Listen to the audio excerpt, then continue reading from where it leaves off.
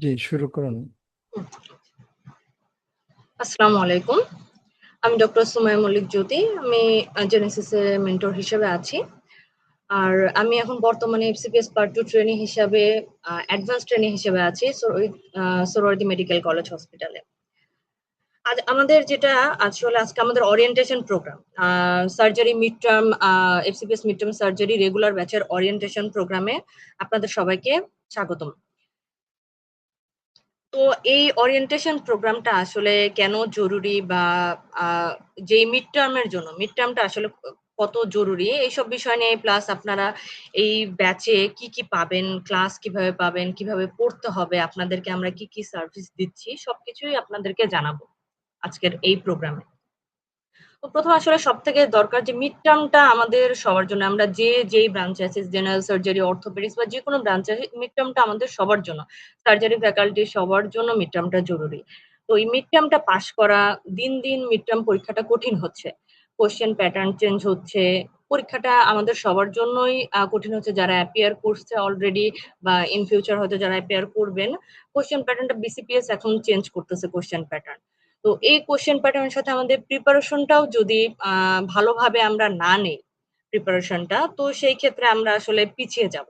আর mid term pass করাটাই তো আসলে আমাদের মেইন লক্ষ্য না। আমাদের মেইন লক্ষ্য একজন ভালো সার্জন হওয়া, আমাদের যেই নলেজটা, একাডেমিক নলেজ যেটা, এটা এনরিচ করা। তো এনরিচ করার জন্যই আসলে মানে এই প্ল্যাটফর্মে আসা, আমাদের সবার একসাথে হওয়া। তো আপনাদের আসলে মিড টার্ম পাসের জন্য মেন্টরশিপ বা গাইডলাইনের দরকার আছে কিনা, অনেকেই প্রশ্ন আসে যে আমি নিজে নিজে পড়বো, নিজেই ট্রাই করব কিনা, বা আসলে এখানে কেন দরকার গাইডলাইন বা মেন্টরশিপ, কেন দরকার। বেলি লাভ আমাদের যেই সার্জারির জন্য বেলি লাভ একটা ইম্পর্টেন্ট বই, এবং বেলি লাভ আমাদের পড়া ছাড়া মিড টার্ম পাস করা ইম্পসিবল।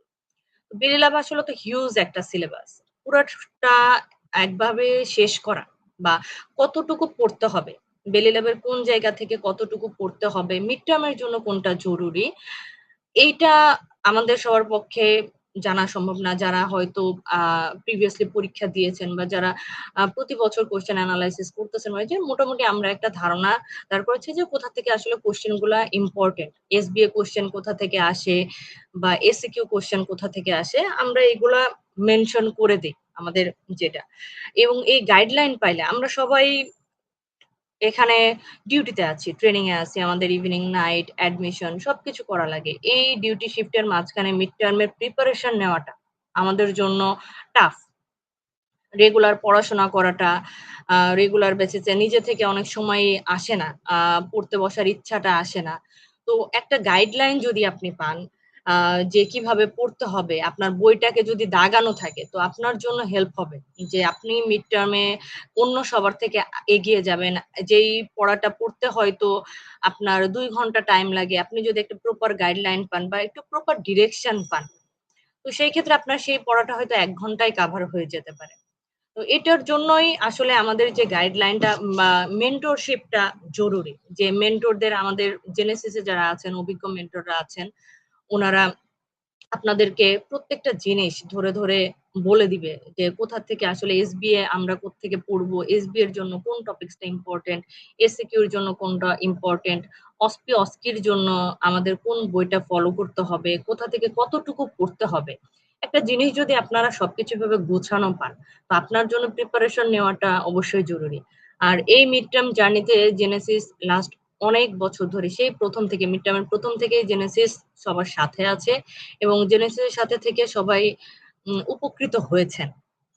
কারণ যারা আছেন বেশিরভাগই এবারও মোটামুটি, এবার মিড টার্ম ফাইনাল পরীক্ষায় টোটাল পাস করেছে ১৮৮ জন। সেখান থেকে আমাদের জেনেসিসের সাথেই সংযুক্ত ছিলেন ১৬৪ জনের মতো। তো আপনারা বুঝতেই পারতেছেন যে জেনেসিস কিভাবে হেল্প করতেছে বা মিড টার্মের সাথে কিভাবে জড়িয়ে আছে জেনেসিস। তো এখানে আমাদের আসলে আজকে এই যে ওরিয়েন্টেশন প্রোগ্রামে আজকে আপনাদের ওরিয়েন্টেশন ক্লাসটা, আমি সবাইকে রিকোয়েস্ট করবো ওরিয়েন্টেশন ক্লাসটা শুনবেন, কারণ পরবর্তীতে আপনাদের যখন লেকচার ক্লাস শুরু হবে, নেক্সট ১ তারিখ থেকে আপনাদের লেকচার ক্লাস শুরু হবে, প্রতি রবিবার এবং মঙ্গলবার আপনাদের লেকচার ক্লাস থাকবে। তো ওরিয়েন্টেশন ক্লাসটা যদি না করেন, যে কিভাবে আসলে পড়বেন, লেকচার ক্লাসটা করার সাথে লেকচার ক্লাস কখন করবেন, বা লেকচার ক্লাসের সাথে কিভাবে যাবেন, কিভাবে একটা বই দাগাবেন বা কোনো কিছু, এই ওরিয়েন্টেশন প্রোগ্রামে বা মিড টার্মের জন্য আসলে আমাদের কিভাবে প্রিপারেশন নিতে হবে। ডিসেম্বরে পরীক্ষা এবার তো এই বছর থেকেই পরীক্ষাটা কি এগিয়ে এসেছে, 15 তারিখ থেকে পরীক্ষা হচ্ছে, তো আমাদের হাতে সময় খুবই কম। এই কম সময়ের মধ্যে আমরা নিজেকে কিভাবে 100% প্রিপেয়ার করতে পারি, যে বেস্ট প্রিপেয়ারটা আমাদের প্রিপারেশনটা নিতে পারি, এটাই আসলে আমাদের লক্ষ্য। এবং আমাদেরকে কি নলেজটাও, শুধু তো পাশ করাটা তো আসলে আমাদের টার্গেট না, পাশ করার সাথে আমাদের নিজেদের নলেজটাকে বাড়াইতে হবে। মিড টার্মের পরে সবাই আমরা যার যার ফ্যাকাল্টিতে যাব, বা সার্জারির যে নলেজ বা বেলি ল্যাবের নলেজটা আমাদের সব সময় লাগবে। যখন আমরা ফাইনাল পার্ট দিতে যাব তখনই আমাদের বেলি ল্যাবটা, তো আমাদের বেলি ল্যাবটা যদি ভালো করে পড়া থাকে, সেই ক্ষেত্রে কি আমাদের পরবর্তী যখন আমরা অ্যাডভান্স ট্রেনিং এ যাব, ফাইনাল পরীক্ষা দিব, এখন যদি থেকে আমরা প্রিপারেশনটা নিয়ে থাকি, নিজেদেরকে প্রিপেয়ার করে রাখি, তো সেই প্রিপারেশনটা কি আমাদের তখনও কাজে লাগবে। তো আমরা বিস্তারিত আরো অনেক আলোচনা করব, আমাদের এক্সাম রিলেটেড আরো সবকিছু বলবো, কি কি বই আপনারা ফলো করবেন, অস্কির জন্য কি কি বই ফলো করবেন, কিভাবে আপনারা জেনেসিসে এক্সাম দিবেন। তো সবকিছুই আমরা ধাপে ধাপে আপনাদের সাথে শেয়ার করব।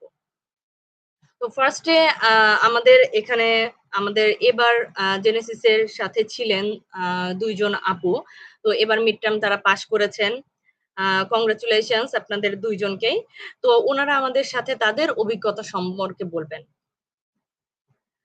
শাবনুর জাহান, সরি, জবরিয়া খানম হৃদয় আপু, শুনতে পাচ্ছেন? আসসালামু আলাইকুম আপু। জি আপু, শুনতে পাচ্ছি। হ্যাঁ আপু, কংগ্রেচুলেশনস আপনাদের, আপনার পাশের জন্য, যে অবশ্যই এই মিড টার্ম দিয়ে আসছেন।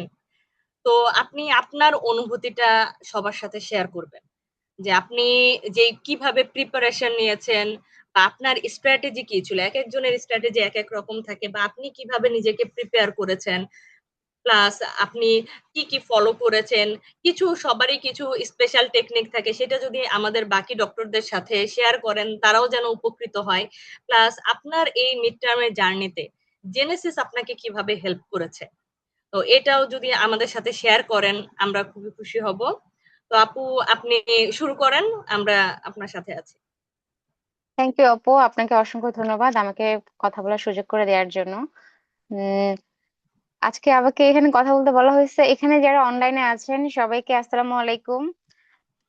আমি ডক্টর জবেরিয়া খানম হৃদয়, আমি FCPS part 2 trainee, Dhaka medical কলেজে আছি।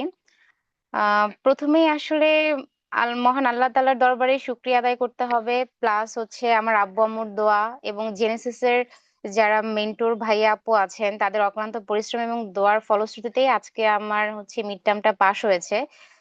আসলে মানে আমি যতই চেষ্টা করি না কেন, মানে বাবা মার দোয়া, আপু ভাইয়াদের যে চেষ্টা প্রচেষ্টা এবং জেনেসিস থেকে যে হেল্পটা আমি পেয়েছি, এবং হচ্ছে গিয়ে আল্লাহ তাআলার রহমত না থাকলে এটা আসলে কোনোভাবেই পসিবল হতো না। তো আপু, আমি যেভাবে পড়াশোনা করেছি আমার আসলে মানে ডিউটির প্রেশারটা অনেক বেশি ছিল। মানে ডিউটির মানে ঢাকা মেডিকেল কলেজে আসলে প্রেশারটা অনেক বেশি। এখানে যারা আছেন তারা হয়তো অনেকেই আছেন ঢাকা মেডিকেল কলেজে। আর সত্যি কথা বলতে সার্জারিতে প্রেশারটা খুবই বেশি থাকে। আমি শুরুর দিকে হচ্ছে জেনেসিসে যে ক্লাস করতাম, তো একটা দুইটা ক্লাস করার পরে আমি দেখতেছি যে মানে ডিউটি শেষ করে যে এই গরমের মধ্যে ক্লাস করাটা মানে খুবই কষ্ট হতো। তো পরের দিন দেখা যায় ওটি থাকে বা এইসব থাকে, আমি হচ্ছে গিয়ে দেখা যায় অফলাইনে বা অনলাইনে ক্লাস করতে পারতাম না। কিন্তু আমি যেটা করতাম, আমি প্রতি সপ্তাহে ক্লাস প্রতি সপ্তাহে শেষ করতাম। মানে আমি যদি বাসায় রাতের বেলা যদি আমি 2 ঘন্টাও সময় পেয়েছি বা 3 ঘন্টাও সময় পেয়েছি, আমি হচ্ছে কি ওই দিনের লেকচারটা আমি সুন্দর করে দেখে বইয়ের মধ্যে দাগিয়ে রেখেছি। ভাইয়ারা আপুরা যেভাবে বলেছেন যে এটা হচ্ছে এফসিপিএস মিড টার্ম, এই বক্সটা পড়তে হবে বা এই প্যারাটা পড়তে হবে, আমি সুন্দর করে এফসিপিএস মিড টার্ম মানে হচ্ছে কি এফএম লিখে রাখতাম যে এটা হচ্ছে এফসিপিএস মিড টার্মের জন্য পড়তে হবে, যাতে আমি পৃষ্ঠা উল্টালে বুঝতে পারি যে এটা মিড টার্মের জন্য ইম্পর্টেন্ট। এবং যেগুলো ইনফিনিটি স্টার, যেগুলো 3 স্টার, যেগুলো 4 স্টার, সেগুলো আমি ওইভাবেই হচ্ছে গিয়ে মার্কিং করে রাখতাম। দেখা যায় আমি যেগুলো ইনফিনিটি স্টার ওগুলো লাল কালি দিয়ে দেখাতাম, আর যেগুলো হচ্ছে কি 3 স্টার বা 2 স্টার ওগুলো আমি গ্রিন কালি দিয়ে হচ্ছে গিয়ে মানে কালার পেন দিয়ে হচ্ছে গিয়ে মার্ক করতাম। বাট আমি দেখা যায় যে চেষ্টা করেছি, মানে আমার যদি কোনো ক্লাস স্কিপ হয়ে গেছে, আমি ক্লাসটা ডিউ টাইমে করতে পারিনি, আমি হচ্ছে ওই সপ্তাহের মধ্যে ক্লাসটা করে ক্লাসটা একবার হলেও আমি পড়াটাকে রিডিং দিয়ে মানে রেখেছি। আমি পড়াটা গুছিয়ে রাখতাম। যাতে পরবর্তীতে আমি যখন পরীক্ষার আগের সময় হবে তখন যেন হচ্ছে আমি ইজিলি হচ্ছে কি পড়াটাকে আবার রিক্যাপিচুলেট করতে পারি। তো এইভাবে ডিউটির মানে এবং হচ্ছে কি ডিউটির ফাঁকে ফাঁকে যখন সময় পেতাম আমার কাছে পিডিএফ ছিল, আমি পিডিএফ দিয়ে পড়তাম, বা বই নিয়ে যেতাম, বই নিয়ে হচ্ছে পড়তাম। তো এরকম ভাবেই হচ্ছে কি আমি প্রিপারেশন গুলো নিয়েছি। আর হচ্ছে মানে দেখা যায় যে আমাদের যে মানে বেলি ল্যাবের যে পড়ানোর যে রুটিনটা ছিল, এই রুটিনটা আসলে খুবই ইফেক্টিভ একটা রুটিন ছিল। মানে প্রতি সপ্তাহে হচ্ছে ক্লাস হওয়া এবং ক্লাসের পর পর এক্সাম হওয়া, এক্সামের পরে হচ্ছে সলভ ক্লাস হওয়া, এগুলো খুবই ইফেক্টিভ। মানে এটা তো গেল হচ্ছে কি মানে কিভাবে পড়তে হবে। আর দ্বিতীয় যেটা, সেটা হচ্ছে কি পরীক্ষা দিতে হবে। মানে আমি হচ্ছে মানে পরীক্ষাগুলো আমি মানে যেগুলো পেরেছি আমি সেগুলো দেওয়ার চেষ্টা করেছি, এবং যেগুলো পারিনি আমি হচ্ছে কি অফিসে যে আমি কোশ্চেন কালেক্ট করতাম। কোশ্চেন কালেক্ট করে আমার যে চ্যাপ্টারটা পড়া বাকি ছিল ওই চ্যাপ্টারটা আমি পড়ে তারপর কোশ্চেন ধরে ধরে আমি হচ্ছে কি আগে অ্যানালাইসিস করতাম যে আমি এই চ্যাপ্টার পড়ার পরে এই কোশ্চেন থেকে আমি কতগুলো হচ্ছে আনসার করতে পারি। তারপর আমি নিজের ভুলগুলো হচ্ছে অ্যানালাইসিস করতাম যে হ্যাঁ আমার এই এই 10-20টা কোশ্চেনের মধ্যে বা 25টা কোশ্চেনের মধ্যে আমার হচ্ছে 5টা ভুল হয়েছে বা 6টা ভুল হয়েছে। কেন ভুল হয়েছে, কি জন্য ভুল হয়েছে, সেটার এক্সপ্লেনেশনটা আমি নিজে নিজে সলভ করতাম, বা জেনেসিস এর যে সলভ শিট ছিল সেটা দেখে আমি হচ্ছে গিয়ে সলভ করতাম। আর পরবর্তীতে যেটা হয়েছে যে জেনেসিস এর যে রিভিউ এক্সাম গুলো, মক টেস্ট এবং মডেল টেস্ট, এটা অনেক অনেক অনেক হেল্পফুল। মানে যারা নতুন ভাইয়া আপুরা হচ্ছে গিয়ে এখন জয়েন করতেছেন তাদের উদ্দেশ্যে আমি একটাই কথা বলবো, আপু আপনারা প্রিপারেশন যেমনই নেন না কেন আপনারা পরীক্ষা অ্যাপিয়ার করবেন। কারণ পরীক্ষা দিলে আপনাদের যে ভীতিটা আছে, যে ভয়টা আছে, এই ভয়টা কেটে যাবে। কারণ আমি পার্ট ওয়ানের সময় জেনেসিসে যুক্ত ছিলাম, এমআরসিএস পরীক্ষা যখন দিই তখনও আমি জেনেসিসে যুক্ত ছিলাম। তো আমি বলবো যে জেনেসিসে পরীক্ষা দেওয়ার কোনো বিকল্প নাই। আপনি যত পরীক্ষা দিবেন আপনার ফ্লুয়েন্সি তত আসবে এবং আপনার কনফিডেন্স লেভেল তত আপ হবে। তখন আপনার কারণ বিসিপিএস কমপ্লিটলি একটা আনপ্রেডিক্টেবল জায়গা। এই জায়গায় যে আপনি আসলে মানে বিসিপিএস থেকে কখন যে কি ধরনের কোশ্চেন হয় এটা আসলে বলা খুবই ডিফিকাল্ট। কারণ এইবার যে কোশ্চেনটা হয়েছে রিটেনের, আমি তো মানে রিটেন পরীক্ষা দিয়ে আমার খুবই মন খারাপ হয়ে গেছে। আমি প্রথম দিন যখন এসডিএ পরীক্ষা দিয়েও ঠিক আছে হয়তো হবে 50-50 হবে, আমি হিসাব করে দেখেছি 35 মতো হয়। এখন এর থেকে যদি মানে একটা দুইটা বেশি হয় তাহলে তো মানে আমার জন্য প্লাস পয়েন্ট।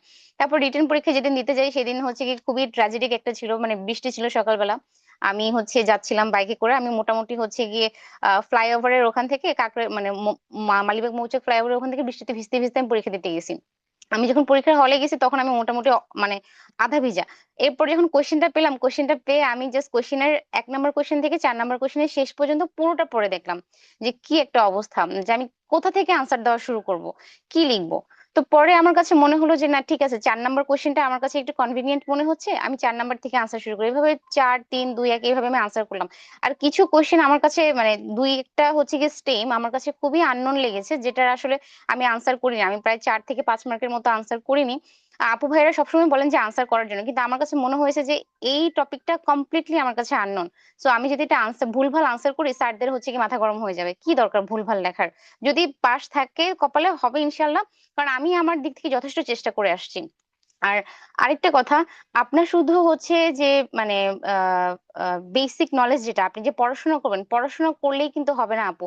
আপনার ওয়ার্ড এক্সপিরিয়েন্স, আপনার ওয়ার্ডে পেশেন্টের প্রতি অবজারভেশন, ওয়ার্ড অবজারভেশন, আপনি ওটিতে কিভাবে পেশেন্টকে অবজার্ভ করতেছেন, পোস্ট অপারেটিভ পেশেন্টের কিভাবে কেয়ার করতেছেন, তারপরে হচ্ছে গিয়ে পেশেন্ট এবং ওভারঅল হচ্ছে কি আপনারা যদি মানে রোটেশন করার সুযোগ পান, যেমন ডিএমসি তে আমি 9টা ডিপার্টমেন্টে রোটেশন করেছি গত বছর।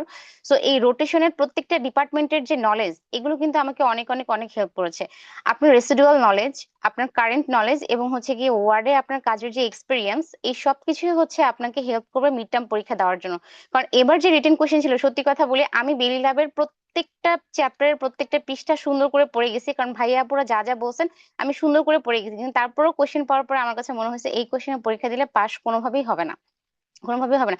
কিন্তু তারপরও আমি যেটা লিখে আসছি, প্রত্যেকটা কোশ্চেন আমি লিখে আসছি, আমি আমার নলেজ, আমার প্র্যাকটিক্যাল নলেজ, আমার রেসিডুয়াল নলেজ এবং হচ্ছে আমার যে কারেন্ট প্রিপারেশন ছিল সেটার উপর ভিত্তি করে আমি লিখে আসছি। আলহামদুলিল্লাহ আমি পাশ করেছি ইনশাল্লাহ। আমি যেভাবে বললাম আপনারা যদি এইভাবে করতে পারেন তাহলে হচ্ছে গিয়ে আপনারাও ইনশাল্লাহ পাশ করবেন।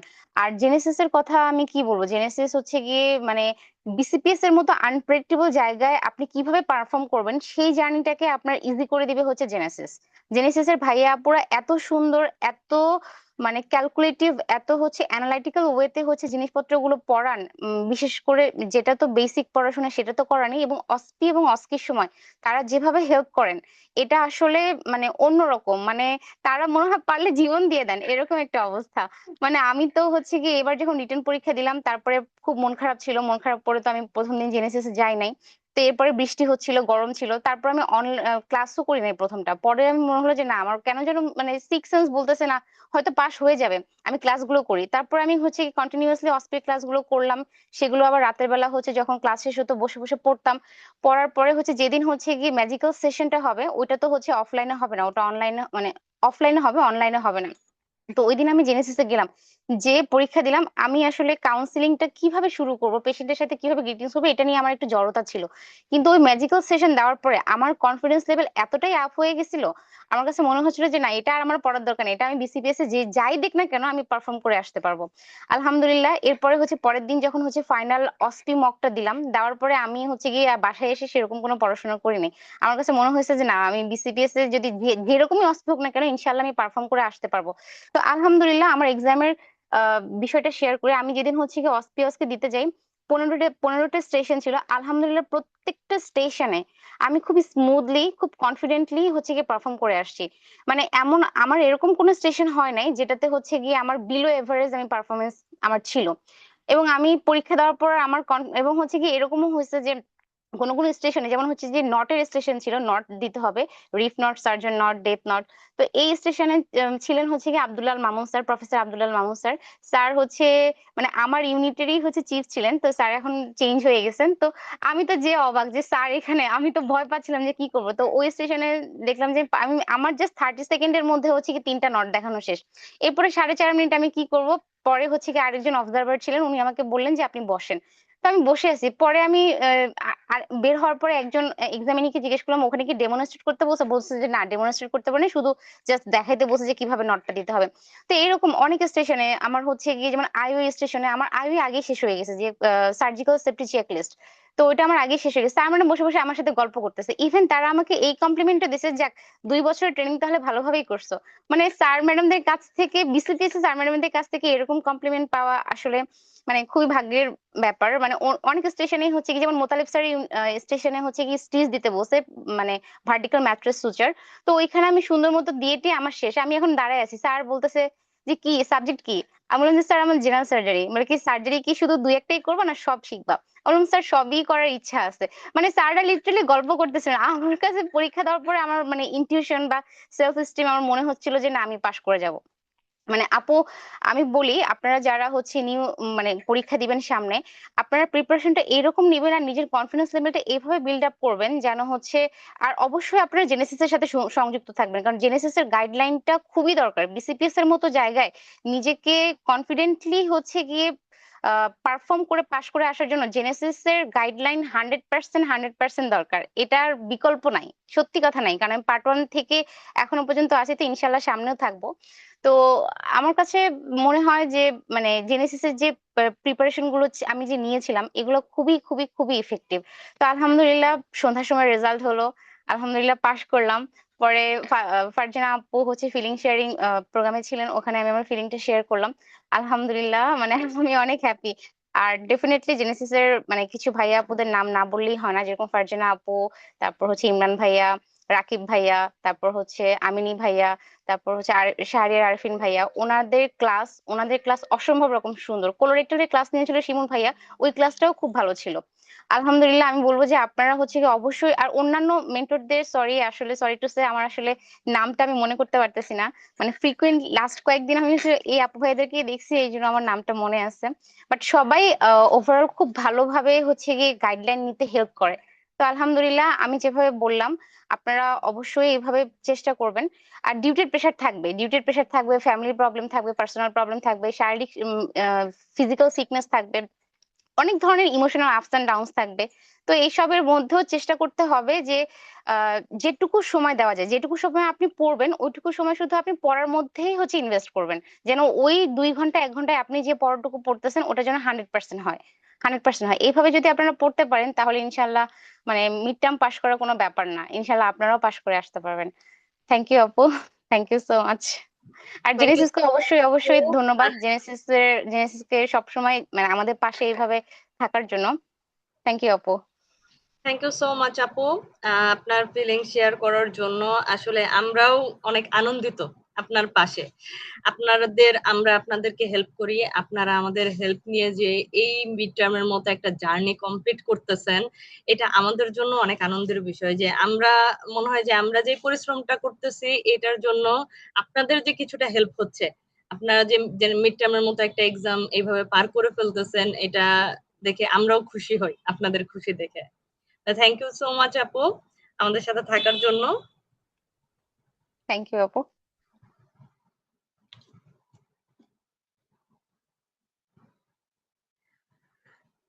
আমরা এতক্ষণ হৃদয় আপুর কথা শুনলাম। আপনারা যারা ছিলেন বা যারা শুনবেন, হয়তো রেকর্ডেড থাকলে শুনবেন যে উনি আমাদেরকে কিভাবে বলছে বা উনি আমাদের সাথে কিভাবে ছিলেন। তো আমাদের সবার এক্সপেকটেশন, আসলে আমরা জেনেসিসে যারা আছি, আমাদের মেন্টরদের এক্সপেকটেশন যে আপনারা আসলে জেনেসিসকে ফলো করেন। আমরা চাই আপনারা যে কষ্টটা করতেছেন, কষ্টটার টাইম লিমিটটা যেন কম হয়। যে একবার ফেল হইলে, কোনো পরীক্ষা যদি একবার ফেল হয়, তো সেটা আসলে সেকেন্ড টাইম দেওয়া, ট্রেনিং তো কন্টিনিউ হতে থাকে। তো ট্রেনিং এর মধ্যে এক প্রিপারেশন বারবার নেওয়ার থেকে একবার আমরা ভালোভাবে প্রিপারেশন নেই। একবার ভালোভাবে প্রিপারেশন নিয়ে যদি আল্লাহর রহমত থাকে, ইনশাল্লাহ, আল্লাহ চাইলে নিজেকে প্রিপেয়ার করেন, নিজের কনফিডেন্স লেভেল গ্রো করেন, ইনশাল্লাহ মিড টার্ম পরীক্ষা একবারেই পার করে যাবেন। তো এখন আমি যেটা আপনাদের সাথে শেয়ার করব, যে এই যে আমাদের যে রেগুলার ব্যাচটা শুরু হচ্ছে, রেগুলার ব্যাচের শুরু তো ক্লাস 1 তারিখ থেকে শুরু হবে। প্রতি রবিবার এবং বুধবার আমাদের লেকচার ক্লাস থাকবে। তো এই রেগুলার ব্যাচে আসলে আপনারা কি পাচ্ছেন?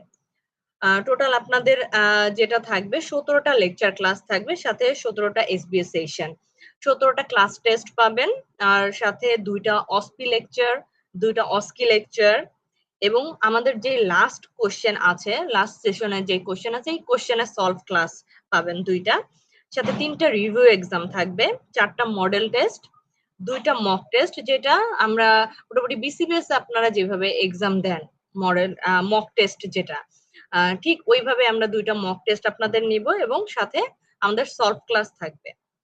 প্রত্যেকটা লেকচার ক্লাসের সাথে যে এক্সামটা হবে, ওইটার বেসিসে যে এক্সামটা হবে লেকচার ক্লাসের পরেই, সেটার আবার আপনারা সলভ ক্লাসও পাবেন।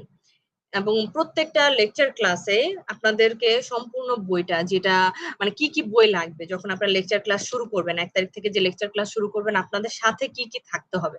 তো কয়েকটা বইয়ের নাম বলবো যেটা আপনাদের মাস্ট থাকতেই হবে।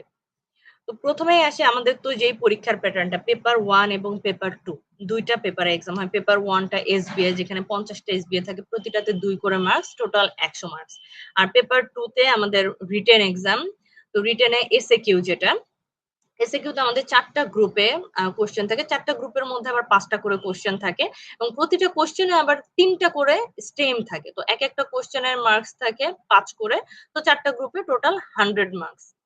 তো এই এসবিএ এবং এসএকিউ এর জন্য আসলে আমাদের কোন বইটা লাগবে? তো আমরা যেটা আমাদের বেলি লাভের যে লেটেস্ট এডিশন 28th এডিশন এখন আছে, তো বেলি লাভটা আমরা ফলো করব। বেলি লাভটাকেই, প্রত্যেকটা বেলি লাভ তো হিউজ। তো আসলে কতটুকু কোন পোর্শনটা আমাদের এসবি এর জন্য দরকার, কোন পোর্শনটা আমাদের এসএকিউ এর জন্য দরকার, এটা প্রত্যেকটা লেকচার ক্লাসে যখন হবে, প্রত্যেকটা টপিকস এর উপর লেকচার ক্লাস যখন হবে, তখন কি আপনাদেরকে বলে দেওয়া হবে, এবং আপনারা সেই সাথে দাগিয়ে নেবেন, এবং সেই সাথে এই জায়গা থেকে প্রিভিয়াসলি কোন কোশ্চেন আসছে, কিভাবে আসছে, যে ব্রেন স্টর্মিং সেশন থাকবে আপনাদের প্রত্যেকটা লেকচার ক্লাসে। ব্রেন স্টর্মিং কিছু কোশ্চেন আপনাদেরকে প্রথমেই দিয়ে দেওয়া হবে, যে কোশ্চেন গুলোর অ্যান্সার আপনারা করতে পারেন কিনা।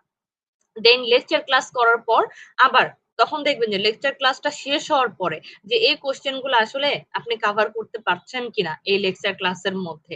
এবং আপনাদের যে প্রিভিয়াস কোশ্চেন যেই থাকে, জেনেসিস এর প্রিভিয়াস বিসিপিএস এর যে লাস্ট সেশনে যেই কোশ্চেন গুলো আসে, এই কোশ্চেন গুলো নিয়ে যে ওই টপিকে, যেই টপিকের লেকচার ক্লাস থাকবে, সাপোজ বেসিক প্রিন্সিপালস অফ সার্জারির লেকচার ক্লাস হচ্ছে, তো বেসিক প্রিন্সিপাল সার্জারি থেকে প্রিভিয়াস ইয়ারে যতগুলা কোশ্চেন আসছে, সেই কোশ্চেন গুলো নিয়ে ডিসকাশন হবে প্রতিটা লেকচার ক্লাস শেষে। যে আপনাদেরকে যে দেখানো হয়েছে, যে বা যে জায়গাগুলো দেখানো হচ্ছে, দাগায় দেওয়া হচ্ছে, সেখান থেকে আপনাদের কি লেকচার কোশ্চেন গুলা আসছে কিনা, তো ডিসকাশন হবে। তো একটা লেকচার ক্লাস হইলে আপনার মোটামুটি যে এসবিএ এবং এসএকিউ এর জন্য আপনি কমপ্লিট প্রিপারেশন পাবেন একটা লেকচার ক্লাস থেকে, যে আমি এসবিএ কোথা থেকে পড়বো, এসএকিউ কোথা থেকে পড়বো, প্লাস কোন পোর্শনটা আমার আসলে এসবিএ এর জন্য ইম্পর্টেন্ট, কোন পোর্শনটা এসএকিউ এর জন্য ইম্পর্টেন্ট, সেটা আপনারা বলবেন। এবং চেষ্টা করবেন, আপনাদের সবার কাছে রিকোয়েস্ট, যে প্রতিদিনের লেকচার ক্লাসটা প্রতিদিন করার জন্য। এবং সবাইকে যেটা বলি যে ঢাকার ভেতরে যারা আছেন চেষ্টা করবেন অফলাইনে এসে লেকচার ক্লাসটা করার জন্য। আর আমরা সবাই অনেক ব্যস্ত থাকি, বাসায় গেলে বাসায় বিভিন্ন ব্যস্ততা থাকে। তো তখন কি হয়, ক্লাসগুলো যদি আপনি জমাইতে থাকেন তো ক্লাসগুলো জমতে থাকবে, তখন হয়তো দেখা যাচ্ছে এইদিকে আপনার লেকচার ক্লাস অনেকগুলা 5-6টা জমে গেছে, তখন কি আপনার শেষ করতে কষ্ট হবে। তো চেষ্টা করবেন প্রতিদিন একটা রেগুলার টাইম দিয়ে লেকচার ক্লাসটা শেষ করার। নিজের পড়াটা, প্রতিদিনের পড়াটা অল্প অল্প করে 2 ঘন্টা 3 ঘন্টা হোক, প্রতিদিনের পড়াটা প্রতিদিন শেষ করে ফেলা। তো আমাদের যেটা এসবি এবং এসএকিউ এর জন্য আমাদের লাগবে বেলি লাভের বইটা সার্জারির, অ্যান্ড অসপি অ্যান্ড অস্কি এর জন্য, অসপি আর অস্কি এর জন্য আমাদের এট এ টাইম যেটা আমরা রিটার্নের জন্য প্রিপারেশন নিই, রিটার্নের সাথে আমাদের কি কিন্তু এট এ টাইম অসপি এবং অস্কির জন্য প্রিপারেশনটা নিতে হবে। অসপি অস্কির জন্য রিটার্নের পরে কিন্তু খুব বেশি টাইম থাকে না। তো আপনি যদি ওইটা রেখে দেন যে না আমি রিটার্ন পাস করব তারপরে অসপি অস্কির জন্য পড়বো, এটা আসলে ওই টাইমের মধ্যে খুব বেশি রেজাল্ট দেওয়ার হয়তো 2 দিনের মধ্যেই অসপি অস্কির এক্সামের ডেট দেয়। এবং রিটেন এবং অসপি অস্কির মাঝখানে মোটামুটি 7 days বা 7-8 days এর মতো থাকে। তো আপনার অসপি অস্কির প্রিপারেশনটা রিটেনের সাথে সাথেই নিতে হবে। তো অসপি এবং অস্কি এর জন্য আপনাদের বই যেগুলো লাগবে, আমাদের জেনেসিসের জেনারেল সার্জারির একটা অস্কি বই আছে, এই বইটা মাস্ট। এখান থেকে আপনি মানে মোটামুটি সবকিছু কাউন্সেলিং থেকে শুরু করে যতগুলো অস্কি এবং অস্পিরিস্ট্রেশন থাকে ওখানে ওই বইটাতে সবকিছু গোছানো আছে। তো এই বইটা আপনাদের মাস্ট থাকতে হবে। সাথে খুরশিদ আলম স্যারের ডিকোডিং সার্জারির যে বইটা আছে, এই বইটা আমরা দাগিয়ে দেবো যখন আপনাদের ওই অস্কি রিলেটেড ক্লাস হবে। তো অস্কি রিলেটেড ক্লাসে আপনাদের এই বইটা দাগিয়ে দেওয়া হবে যে কোন কোন স্টেশন গুলো আসলে আমাদের মিড টার্মের জন্য লাগবে, যে কোন কোন স্টেশন গুলো বা কোন কোন পার্টটা লাগবে। সবগুলা স্টেশন ডিকোডিং সার্জারি তো অনেকগুলো আছে অস্পির জন্য, তো সবগুলো তো লাগবে না, যেগুলো লাগবে সেটা আপনাদের লেকচার ক্লাসে দাগিয়ে দেওয়া হবে। আর সাথে জিসি পল স্যারের শর্ট কেসের একটা বই আছে, যেটা আমাদের শর্ট কেস এক্সামিনেশনের জন্য। এটাও আপনাদেরকে দাগিয়ে দেওয়া হবে, বলে দেওয়া হবে যে ওখান থেকে আপনি ওই শর্ট কেসের বই থেকে আপনি কি কি পড়বেন। আর সাথে যেটা লাগবে, যে আমরা যারা বিসিপিএস এ কিছু ট্রেনিং করি, বেসিক সার্জিক্যাল স্কিলের একটা ট্রেনিং করি, তো ওখান থেকে আমাদের একটা বই সাপ্লাই দেওয়া হয়েছে, বেসিক সার্জিক্যাল স্কিলের একটা বই। এই বইটা আপনাদেরকে পড়তে হবে, কারণ অনেক অসপি স্টেশনে কয়েকটা স্টেশনে থেকে প্রসিডিউর স্টেশন বলেন, ওখান থেকে আপনাদের পারফর্ম করতে হবে। তো চেকলিস্ট যেগুলো থাকে ওই বইয়ের অনুসারে আপনি যদি ফলো না করেন তো আপনার পয়েন্ট ওখান থেকে মার্কস কাটা যাবে। তো আপনার টোটাল তাহলে আপনাদের 5টা বই মাস্ট থাকতে হবে। বেলি লাভ তো মাস্ট, অ্যান্ড অসপি অস্কিউ এর জন্য ডিসিপল স্যারের শর্ট কেস, জেনেসিসের জেনারেল সার্জারির একটি অস্কি বই আছে ওইটা, এবং Khurshid Alam sir decoding surgery এবং বেসিক প্রিন্সিপাল অফ সার্জারি, যেটা basic surgical skill, sorry BCPS এর বেসিক সার্জিক্যাল স্কিলের যে বইটা, এই বইটা, এই 4টা বই আপনাদের সাথে থাকতে হবে। এবং যেটা প্রতিটা লেকচার ক্লাসের পরে আপনাদের যে এক্সাম আপনাদের অফলাইন এবং অনলাইন ক্লাসের ব্যবস্থা আছে, এবং যেটা থাকবে অনলাইনে যারা করবেন লাইভ ক্লাস করতে না পারলে রেকর্ডেড ক্লাস থাকবে আমাদের প্রত্যেকটা। বাট রেকর্ডেড ক্লাসটা কিন্তু আপনারা ওই দিন পাবেন না, যেদিন আপনাদের লেকচার ক্লাস হবে পরদিন সকালবেলা রেকর্ডেড ক্লাসটা আপলোড করা হয়। তো চেষ্টা করবেন যে লাইভে অ্যাটেন্ড করা, কারণ লাইভে অ্যাটেন্ড করলে কি হয় যে আপনার মনে যদি কোনো কোয়ারি থাকে, যে একটা পোর্শন আপনি বুঝতে পারতেছেন না, আপনার কোশ্চেন করার একটা সুযোগ থাকে, যেটা আপনি যদি রেকর্ডেড ক্লাস করেন বা আসলেন না সেন্টারে এসে করলেন না, তো সেই ক্ষেত্রে আপনি কিন্তু এই সুযোগটা পাবেন না। তো আমরা সবসময় এনকারেজ করি আপনারা সেন্টারে এসে ক্লাস করবেন এবং এক্সামটা চেষ্টা করবেন অফলাইনে দেওয়ার। অফলাইনে এসে সেন্টারে এসে এক্সামটা দিবেন। যে আগের দিন আপনাদের রবিবারে যে লেকচার ক্লাস হবে এটার এক্সাম হবে বুধবার। বুধবার প্রথমে আপনাদের এক্সামটা নেওয়া হবে, এক্সাম নেওয়ার পরেই আপনাদের লেকচার ক্লাসটা শুরু হবে। আবার বুধবারে যে ক্লাসটা হবে এটা পরের রবিবারে, প্রথমে আপনারা ওই টপিকস এর এক্সামটা দিবেন, দেন আপনাদের ক্লাসটা শুরু হবে। এবং এক্সামের ক্ষেত্রে যারা নিতান্তই যদি না পারেন অফলাইনে এসে এক্সাম দিতে, তো অনলাইনে আপনারা এক্সাম দিবেন। অনলাইনের ক্ষেত্রে আপনাদেরকে কোশ্চেন পেপার যেটা প্রোভাইড করা হবে, জেনেসিস থেকে কুরিয়ারের মাধ্যমে যদি নিতে চান বা জেনেসিস থেকে এসে যদি কালেক্ট করতে চান, এটা আপনাদেরকে প্রোভাইড করা হবে। আপনারা এক্সামটা দিয়ে অ্যান্সার স্ক্রিপ্ট যেটা প্রত্যেকটা পেজের আলাদা করে ছবি তুলে একটা পিডিএফ ফাইল বানাবেন। পিডিএফ ফাইল মানে জেনেসিস থেকে একটা ইমেল ওরা সরবরাহ করবে, ওদের থেকে নিয়ে আপনার ওই ইমেলে সাবমিট করবেন। এবং এখানে অবশ্যই আপনারা যখন অনলাইনে এক্সাম দিয়ে এই পিডিএফটা সাবমিট করবেন, অবশ্যই সেখানে আপনার নাম, বিএমডিসি নাম্বার এবং কোন টপিকস এর উপর আপনি এক্সাম দিচ্ছেন, এই তিনটা জিনিস মাস্ট আপনাকে মেনশন রাখতে হবে। কালকে বা হয়তো আপনি এক্সাম দিয়ে আপনি পিডিএফ ফাইলটা পাঠিয়ে দিয়েছেন, কিন্তু এইটা যদি না হয় তাহলে দেখা যাচ্ছে আপনার রেজাল্টটা আপনি কোনোটা যদি মিস হয় তাহলে কি, কারণ এখানে আমাদের অনেক ডক্টর একসাথে এক্সাম দেয়, তো আপনারটা মিস কমিউনিকেশনের মাধ্যমে বা এটা আপনার সাথে পরে দেখা যাচ্ছে কন্ট্যাক্ট করা যাবে না। তো অবশ্যই যারা অনলাইনে এক্সাম দিবেন প্রত্যেকটা পেজের আলাদা আলাদা করে ছবি তুলে একটা পিডিএফ ফাইল বানাবেন এবং সেখানে আপনার নেম, বিএমডিসি নাম্বার এবং কোন টপিকসে এক্সাম দিচ্ছেন এটা মাস্ট মেনশন থাকতে হবে। তো এখন আমরা চলে যাচ্ছি যে পরের সেশনে আমাদের সাথে আরেকজন আপু আছেন, সাবনুর জাহান নিশি আপু। আপু এবার জুলাই সেশনে এবার মিড টার্ম পাস করেছেন, কংগ্রাচুলেশনস আপু। আপু আপনি আমাকে শুনতে পাচ্ছেন? জি আপু, শুনতে পাচ্ছি। জি হ্যাঁ আপু, তাহলে এবার কংগ্রাচুলেশনস আপু জি আপু, মিড থ্যাংক ইউ। টার্মে সফল হওয়ার জন্য। আসলে আপনাদের খুশিতে আমরাও অনেক খুশি হই। তো আপনি আমাদেরকে একটু আপনার জার্নি সম্পর্কে বলবেন, এই মিড টার্ম জার্নিটা আপনি কিভাবে পার করেছেন, কিভাবে প্রিপারেশন নিয়েছেন, কি আপনার টেকনিক ছিল, বা এই যে ডিউটি শিডিউল, ট্রেনিং এর মধ্যে আমরা সবাই অনেক ব্যস্ত থাকি, এর মধ্যে কিভাবে আপনি আসলে আপনার পড়াটা কমপ্লিট করেছেন, প্রিপারেশন নিয়েছেন, এবং এই ক্ষেত্রে জেনেসিস আপনাকে কিভাবে হেল্প করছে, তো সবকিছু মিলে আপনি যদি একটু আমাদেরকে বলেন।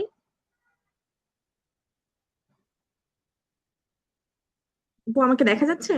জি জি জি আপু, দেখা যাচ্ছে। জি আপু, থ্যাংক ইউ আমাকে কিছু বলার সুযোগ দেওয়ার জন্য। আসসালামু আলাইকুম সবাইকে। যারা এই মুহূর্তে শুনছেন সরাসরি অথবা পরে রেকর্ডেড ভার্সন শুনবেন, তাদের সবাইকে আমি শুভেচ্ছা জানিয়ে আমার কিছু কথা বলা শুরু করছি।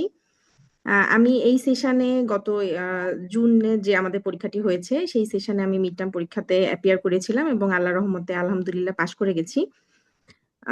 তো আসলে মানে এটা আসলে যে আপনাদের নিজেদেরও চেষ্টা, প্লাস হচ্ছে আপনার সৃষ্টিকর্তার আপনার উপর একটা তৌফিক থাকতে হবে, এবং হচ্ছে সাথে আপনার একটা গাইডলাইন লাগবে। এবং সেই গাইডলাইনটাই আসলে আমি জেনেসিস থেকে সম্পূর্ণরূপে পেয়েছিলাম। আমি এখন বর্তমানে ফরিদপুর মেডিকেলে অ্যাসিস্ট্যান্ট রেজিস্ট্রার হিসেবে কর্মরত আছি। তো দেখা যায় কি যে পার্ট ওয়ান যখন আমরা পাশ করি তখন আসলে আমাদের খুব একটা বেশি ঝামেলা থাকে না। দ্যাট মিনস আমরা হচ্ছে খুবই ফ্রি থাকি। আমাদের হচ্ছে শুধুমাত্র পড়াশোনা থাকে, তারপরে দেখা যায় যে আমরা সিঙ্গেল লাইফ লিড করতে থাকি তখন। কিন্তু যখন আমরা আহ, এই যে 2 বছর আমরা ট্রেনিং করলাম, এর মাঝখানে কিন্তু আমাদের অনেক মানে কিছু অ্যাড হয়। আমাদের হচ্ছে সাংসারিক লাইফ শুরু হয় বা আশেপাশের আরো অনেক কিছু যোগ হয়, পাশে ট্রেনিংও থাকে। তো দেখা যায় যে এই ট্রেনিং করতে করতে ডিউটির ফাঁকে ফাঁকে এই পড়াশোনা চালায় যাওয়া, এটা কিন্তু আসলে একটা টাফ জব, মানে খুব একটা ইজি থিং না। তো দেখা যায় আপনার আর সার্জারিতে তো এটা কি বলবো, মানে যে কোনো সময় একটা ইমার্জেন্সি ওটি থাকতে পারে, যে কোনো সময় আপনার হচ্ছে ওটিতে যাওয়া লাগতে পারে। তো এই কারণে দেখা যায় যে যে সার্জারির যেহেতু কোনো ট্রেনিং মানে ডিউটি শিডিউল ওরকম ভাবে কিন্তু থাকে না, যে অ্যাডমিশন তারপরে পোস্ট অ্যাডমিশন এছাড়া সপ্তাহের যে কোনো সময়ই যে কোনো একটা ওটি চলে আসতে পারে। তো দেখা যায় যে সার্জারির প্রেশারটা কিন্তু আসলেই অন্যান্য ফ্যাকাল্টির থেকে তুলনামূলকভাবে কিছুটা বেশি। তো এই ডিউটির ফাঁকে ফাঁকেই আসলে পড়তে হবে। এবং হচ্ছে পড়াশোনাটা আসলে কি, যে পড়াশোনাটা আসলে আলাদা করে কিছু না। এই যে আপনি ট্রেনিং করছেন বা 2 বছরে আপনি যা যা শিখছেন আপনার স্যারদের কাছ থেকে, রাউন্ডে, ওটিতে, পেশেন্ট ম্যানেজমেন্টে, এইগুলাই আসলে আপনার প্রস্তুতিটাকে এনরিচ করবে। এবং এটার সাথে আপনাকে আপনার যে টেক্সট বুক থাকবে সেই টেক্সট বুকটাকে কোরিলেট করতে হবে। এটাই আসলে পড়াশোনা। পড়াশোনা বলতে কিন্তু নতুন করে কিছু, মানে যে আপনাকে আলাদা করে কিছু শিখতে হবে, ব্যাপারটা এরকম না। তো এখন আপনি হচ্ছে আপনার টেক্সট বুক থাকবে মিড টার্মে যে বেলি লাভ, এটাই হচ্ছে আমাদের একমাত্র টেক্সট বুক যেটাকে আমরা ফলো করি। তো ফলো করি। এখন বেলি লাভটা তো আসলে অনেক ভাস্ট, যেটা আপু বললেন, মডারেটর আপু বললেন যে বেলি লাভটা আসলে অনেক ভাস্ট। আমি আসলে কতটুকু পড়বো, কোথা থেকে পড়লে আমার মিড টার্মের মানে প্রিপারেশনটা অপটিমাম হবে, সেই জিনিসগুলো আসলে আপনাকে জেনেসিস গাইডলাইন দিবে। মানে মেন্টররা প্রত্যেকটা ক্লাসে প্রত্যেকটা সেশন যখন নিবে তখন আপনাদেরকে বলে দিবে যে এইটা এসবি এর জন্য ইম্পর্টেন্ট, এটা এসএকিউ এর জন্য ইম্পর্টেন্ট, ইভেন এটা অসপি অস্কির জন্য কিছু ইমেজিং আছে আমাদের বেলি লাভেই। সেগুলো মানে বলে দিবে আপনাদেরকে ভাইয়া আপুরা যে হচ্ছে এইটা আসলে অস্পিওস্কিতে আসে। তো সেভাবে আপনারা দাগিয়ে রাখবেন। আমি যেটা করেছিলাম যে হচ্ছে আমি মানে সবসময় হচ্ছে এসবি এর জন্য আলাদা কালি, আমাদের প্রথম আপু যে আপু বলে গেলেন যে উনি আলাদা একটা রং ইউজ করতেন, তা আমিও এরকম হাইলাইটার যখন দাগাতাম তখন এসবি এর জন্য ভাইয়ারা যখন বলতো যে এইটা এসবিএ তে আসে, তখন আমি আলাদা করে এসবি এর জন্য আলাদা একটা কালি ইউজ করতাম, যেন আমি বইটা যখন পৃষ্ঠা উল্টাবো তখন আমার একবারই চোখে পড়ে যায় যে আসলে এইটা এসবি এর জন্য ইম্পর্টেন্ট। কারণ কি, এসবিএ টা কিন্তু আসলে একটা গেম চেঞ্জার থিং। মানে এখানে আসলে যে মার্ক কাটার তো কোনো সিস্টেম নাই, আপনার ভুল হলে আপনি পুরোটাই মার্ক পাচ্ছেন না, আবার হচ্ছে ঠিক হলে পুরোটাই মার্ক পাচ্ছেন। তো এসবিএ টা কিন্তু আসলে একটা গেম চেঞ্জার জিনিস, এইটা এইটা আপনাকে ভালো করতেই হবে মানে যেন আপনাকে পরবর্তী দিনে এসিকিউ তে এটা কাভার দেয়। তো অনেক ক্ষেত্রেই কিন্তু এরকম হয়, এবং আমাদের এই পরীক্ষাতেও আমার কাছে যেটা মনে হয় যে আমার ক্ষেত্রে হয়তো বা এটাই হয়েছে, কারণ আমাদের আরেকজন আপু বললেন যিনি এবার অ্যাপিয়ার করেছিলেন, তিনি বললেন যে প্রশ্নটা আসলে এসিকিউ প্রশ্নটা আসলে খুবই কঠিন হয়েছিল। কঠিন বলতে হচ্ছে যে আসলে মিড টার্মের লেভেল আসলে কতখানি, মানে আমরা তো আসলে অনেকগুলো বছরের প্রশ্ন সলভ করেছিলাম, যে আগের প্রশ্নগুলো প্রিভিয়াস কোশ্চেন গুলো আমরা সলভ করেছিলাম, সেখানে আমরা দেখেছিলাম যে কোনখান থেকে আসলে কোশ্চেন বেশি আসে, কোনখান থেকে কোশ্চেন বেশি আসে। তো দেখা যাচ্ছে যে এই গত কয়েকটা সেশন থেকে কিন্তু কোশ্চেনের প্যাটার্নটা একটু চেঞ্জ হওয়া শুরু হয়েছে, মানে দেখা যায় যে মিড টার্মের লেভেল থেকেও আমাদের কাছে মনে হচ্ছে যে একটু কঠিন হয়ে যাচ্ছে প্রশ্নটা। জানুয়ারি সেশনেও কিন্তু কিছু প্রশ্ন কঠিন হয়েছিল। তো আপুরা ভাইয়ারা যারা পরবর্তীতে মিড টার্মের জন্য বসবেন আগামী ডিসেম্বরে, তারা যখন গত এই যে প্রিভিয়াস সেশনের কোশ্চেন গুলো সলভ করবেন, তো আমাদের কোশ্চেন এই সেশনের কোশ্চেনটা দেখলে আপনারা বুঝতে পারবেন যে কোশ্চেনের প্যাটার্নটা একদমই চেঞ্জ। মানে কয়েকটা পরিচিত কোশ্চেন ছাড়া মানে খুবই পেঁচানো প্রশ্ন, এবং হচ্ছে দেখে মনে হচ্ছে যে এটা আসলে মিড টার্মের কোশ্চেন না। আমাদের কাছেও কোশ্চেনটা যখন আমরা খুলি তখন আমাদের কাছে এটাই মনে হয়েছিল যে এটা কি আসলে মিড টার্মের প্রশ্ন কিনা। তো সেই ক্ষেত্রে দেখা যায় যে এই এই যে মিড টার্মের রিটেনটা যদি মানে এসিকিউটা যদি আপনাদের একটু কঠিন হয়ে যায় বা একটু কষ্ট হয়ে যায়, সেই ক্ষেত্রে কিন্তু এসবিএ টা আসলে কাভার দিয়ে দেয়। তো এসবিএ টাও আবার হচ্ছে এসিকিউটাও কিন্তু মানে অনেক মোটামুটি ভালো করতে হবে, না হলে আসলে দুইটা মিলে যেহেতু পাস, এসবি এসিকিউ দুইটা মিলে পাস কিন্তু কঠিন হয়ে যায় তখন। তো ভাইয়া আপুরা সবসময় আপনাদেরকে প্রত্যেকটা ক্লাসে বলে দিবে যে কোথা থেকে এসবিএ, কোথা থেকে এসিকিউ এবং কোথা থেকে আমাদের অস্কি আসবে, এটা আলাদা আলাদা বলে দিবে। আর এটা তো গেল হচ্ছে বইয়ের কথা, কিন্তু আপনাদেরকে ট্রেনিং পিরিয়ডের যে নলেজটা সেটাও কিন্তু অনেক ইম্পর্টেন্ট। যেমন এইবার হচ্ছে আমাদের একটা এসবি এর কোশ্চেন আসছিল যে ল্যাপারোস্কোপি পোর্ট যখন আমরা করি তখন আসলে আমরা কোন প্রিন্সিপালটা ফলো করি।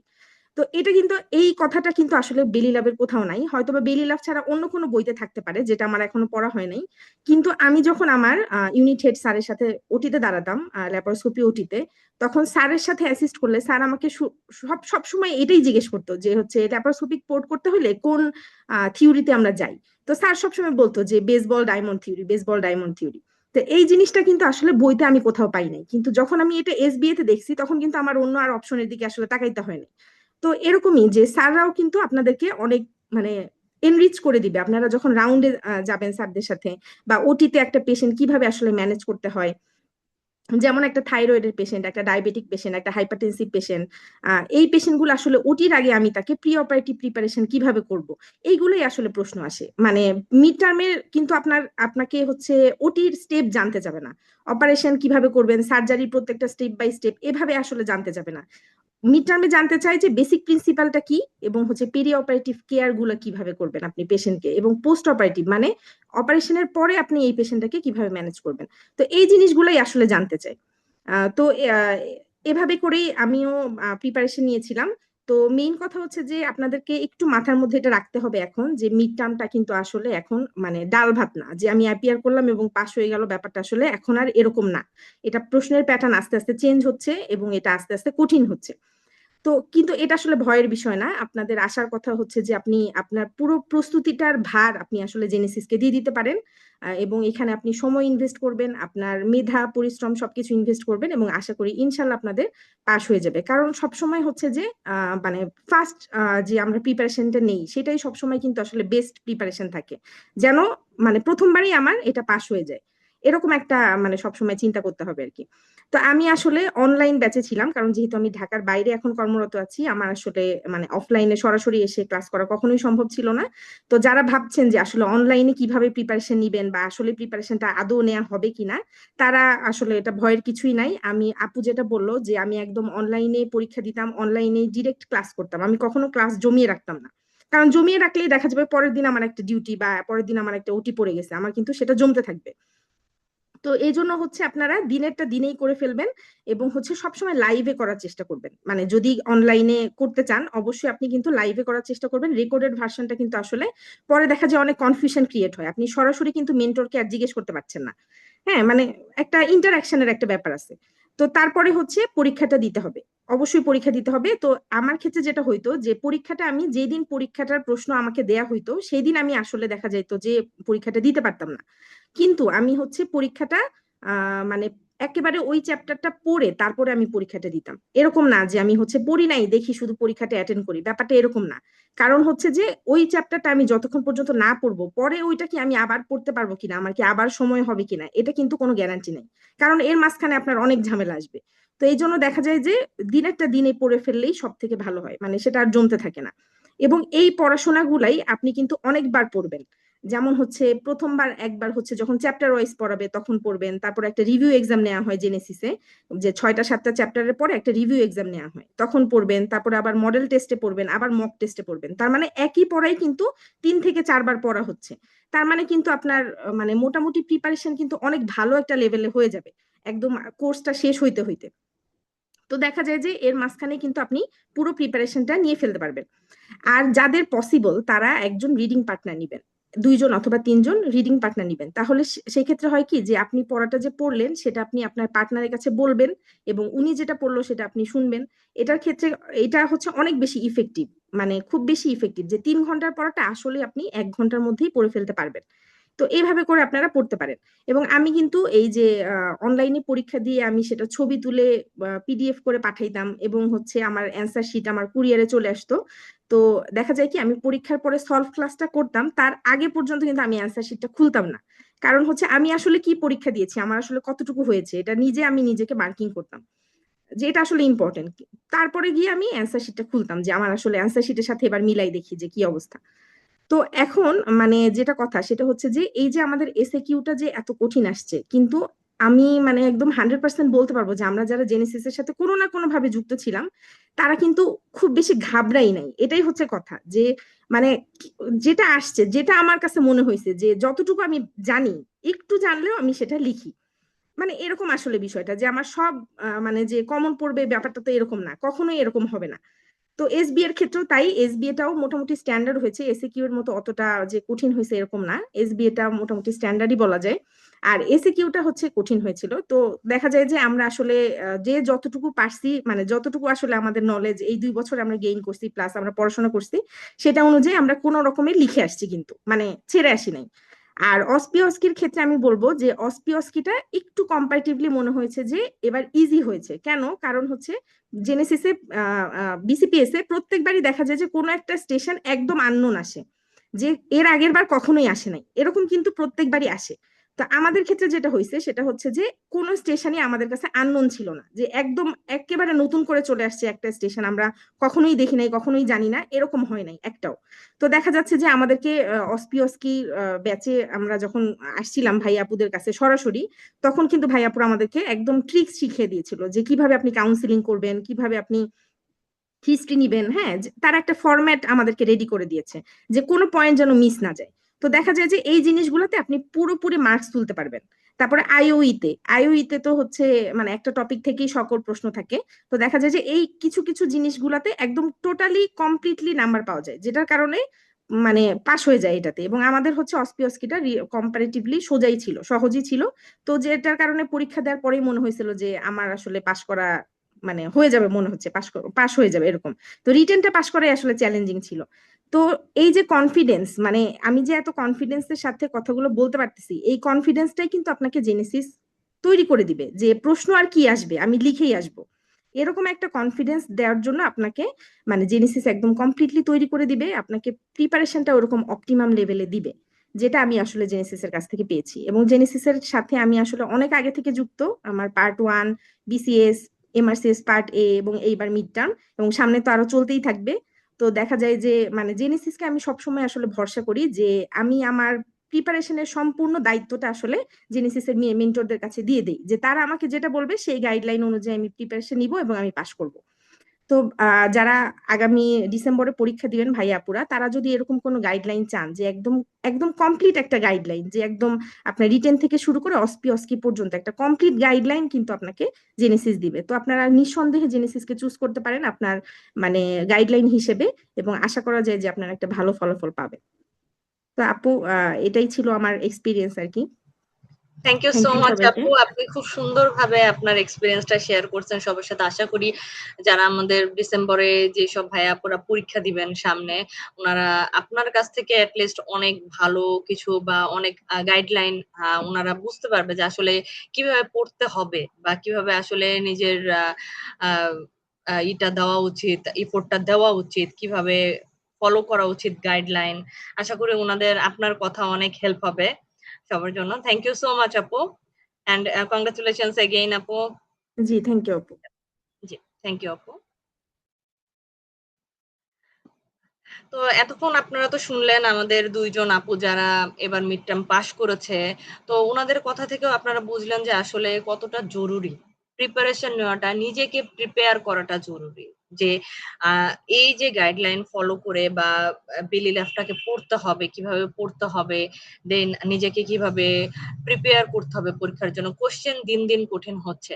এবারের কোশ্চেনের থেকে গতবার লাস্টবার যখন জানুয়ারি সেশনে এক্সাম এসএকিউ এর কোশ্চেন ছিল, সেখান থেকে এবারের কোশ্চেন প্যাটার্ন আরো টাফ হয়েছে। তো এইটাকে ফেস করার জন্য আপনাকে নিজেকে প্রিপেয়ার করতে হবে, এবং এই প্রিপারেশনের জার্নিতে জেনেসিস আপনাকে অল টাইম হেল্প করার জন্য আছে। এবং আমাদের সেশন গুলা, আমাদের লেকচার ক্লাস গুলা আপনাদের জন্য এভাবেই প্রিপেয়ার করা হয়েছে যেন আপনারা আপনাদের বেস্ট হেল্পটা আমরা আপনাদেরকে করতে পারি। এখন আমাদের সাথে কথা বলবে আমাদের জনপ্রিয় মেন্টর রেদওয়ানুল্লাহ আমিনী ভাই। ভাইয়া আছেন আপনি? ভাইয়া আপনাদেরকে সম্পূর্ণ আমাদের যেই কোর্স সম্বন্ধে, যেই কোর্সের ক্লাস কি কি কিভাবে আপনারা ফলো করবেন বা কি কি আপনারা আসলে পাচ্ছেন, কিভাবে এই জিনিসগুলাকে আপনারা ফলো করবেন, এটা সম্পূর্ণ গাইডলাইন ভাইয়া আপনাদেরকে দিবে। তো ভাইয়া। হ্যাঁ, অসংখ্য ধন্যবাদ ডক্টর সুমাইয়া মল্লিক জ্যোতি আপুকে আমাকে সুযোগ দেওয়ার জন্য। আমি হচ্ছে আপনাদের FCPS mid term regular batch December 2026 এই ব্যাচের ওরিয়েন্টেশন প্রোগ্রামে আপনাদেরকে সবাইকে স্বাগতম। আহ, আমি এই ব্যাচের ওরিয়েন্টেশনে আপনাদের আহ, যেই সবার ওরিয়েন্টেশন প্রোগ্রামে সবার একটা প্রশ্ন বা জিজ্ঞাসা থাকে যে আমি যে পরীক্ষাটার জন্য প্রিপারেশন নিতে যাচ্ছি বা আমি যে পরীক্ষাটা দিব সেই পরীক্ষাটার জন্য আমার পরীক্ষাটা আমার কিভাবে হবে, পরীক্ষার কয়টা পার্ট থাকবে এবং পরীক্ষাটা কিভাবে আমি বিসিপিএস এ যে কয়টা পেপারে কয়টা পার্টে আমার পরীক্ষাটা হবে। তো সেই সম্পর্কে আমি হচ্ছে আপনাদের একটু বিস্তারিত বলবো, যাতে আপনারা শুরুতেই আপনাদের ওরিয়েন্টেশন প্রোগ্রামে আপনাদের যে এফসিপিএস মিড টার্ম পরীক্ষা আছে সেই মিড টার্ম পরীক্ষা সম্পর্কে আপনার একটা সম্যক একটা ধারণা পেয়ে যান। আহ আমাকে কি শুনতে পাচ্ছেন? জি ভাইয়া, শোনা যাচ্ছে, বাট আপনার ভিডিওটা একটু ক্লিয়ার না। হ্যাঁ, কথা আচ্ছা আচ্ছা শোনা যাচ্ছে, ভিডিওটা সম্ভবত একটু নেটওয়ার্কের প্রবলেম হচ্ছে। আচ্ছা আচ্ছা, আমি একটু চেক করতেছি একটু।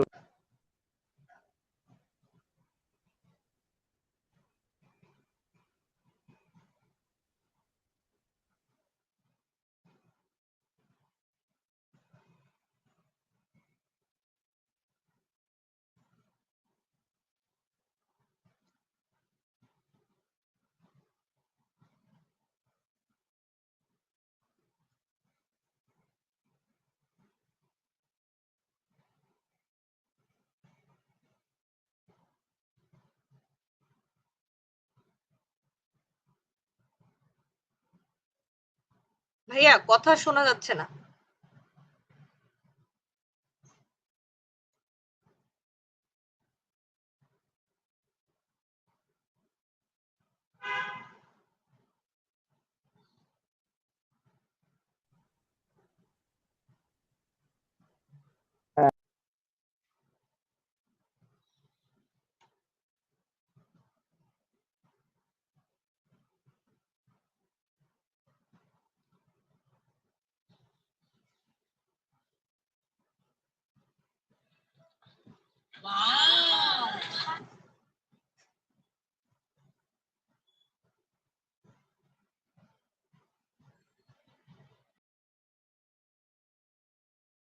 আমার কথা কি ক্লিয়ার শোনা যাচ্ছে এখন? আমার কথা আমি তাহলে ভিডিওটা অফ রেখেই বলি। আমার জি কথা ভাইয়া, ক্লিয়ার কথা শোনা শোনা যাচ্ছে? যাচ্ছে। আচ্ছা আচ্ছা আচ্ছা, ঠিক আছে। তাহলে হচ্ছে আমি যেটা আমি বলছিলাম যে এফসিপিএস মিড টার্ম পরীক্ষার জন্য আপনাদের যে পরীক্ষার যে প্রিপারেশন এবং আপনাদের পরীক্ষার যে পার্ট গুলো থাকে সেই পার্ট গুলো সম্পর্কে আমি একটু বিস্তারিত বলবো। এবং আমি আপনাদের একটা পিক্টোরিয়াল বা একটা ছবির মাধ্যমে এই জিনিসটা আমি দেখাচ্ছি।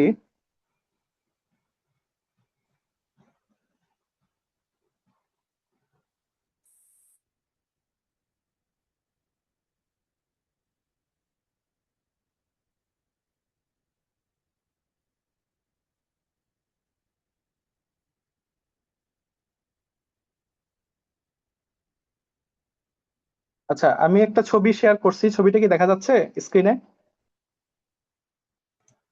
দেখা যাচ্ছে ভাইয়া। আচ্ছা, অসংখ্য ধন্যবাদ আপু। তো এফসিপিএস মিড টার্ম পরীক্ষাটা আপনাদের হচ্ছে টোটাল আপনাদের তিনটা ভাগে, আপনাদের তিনটা পার্টে আপনার এটা ভাগ থাকবে।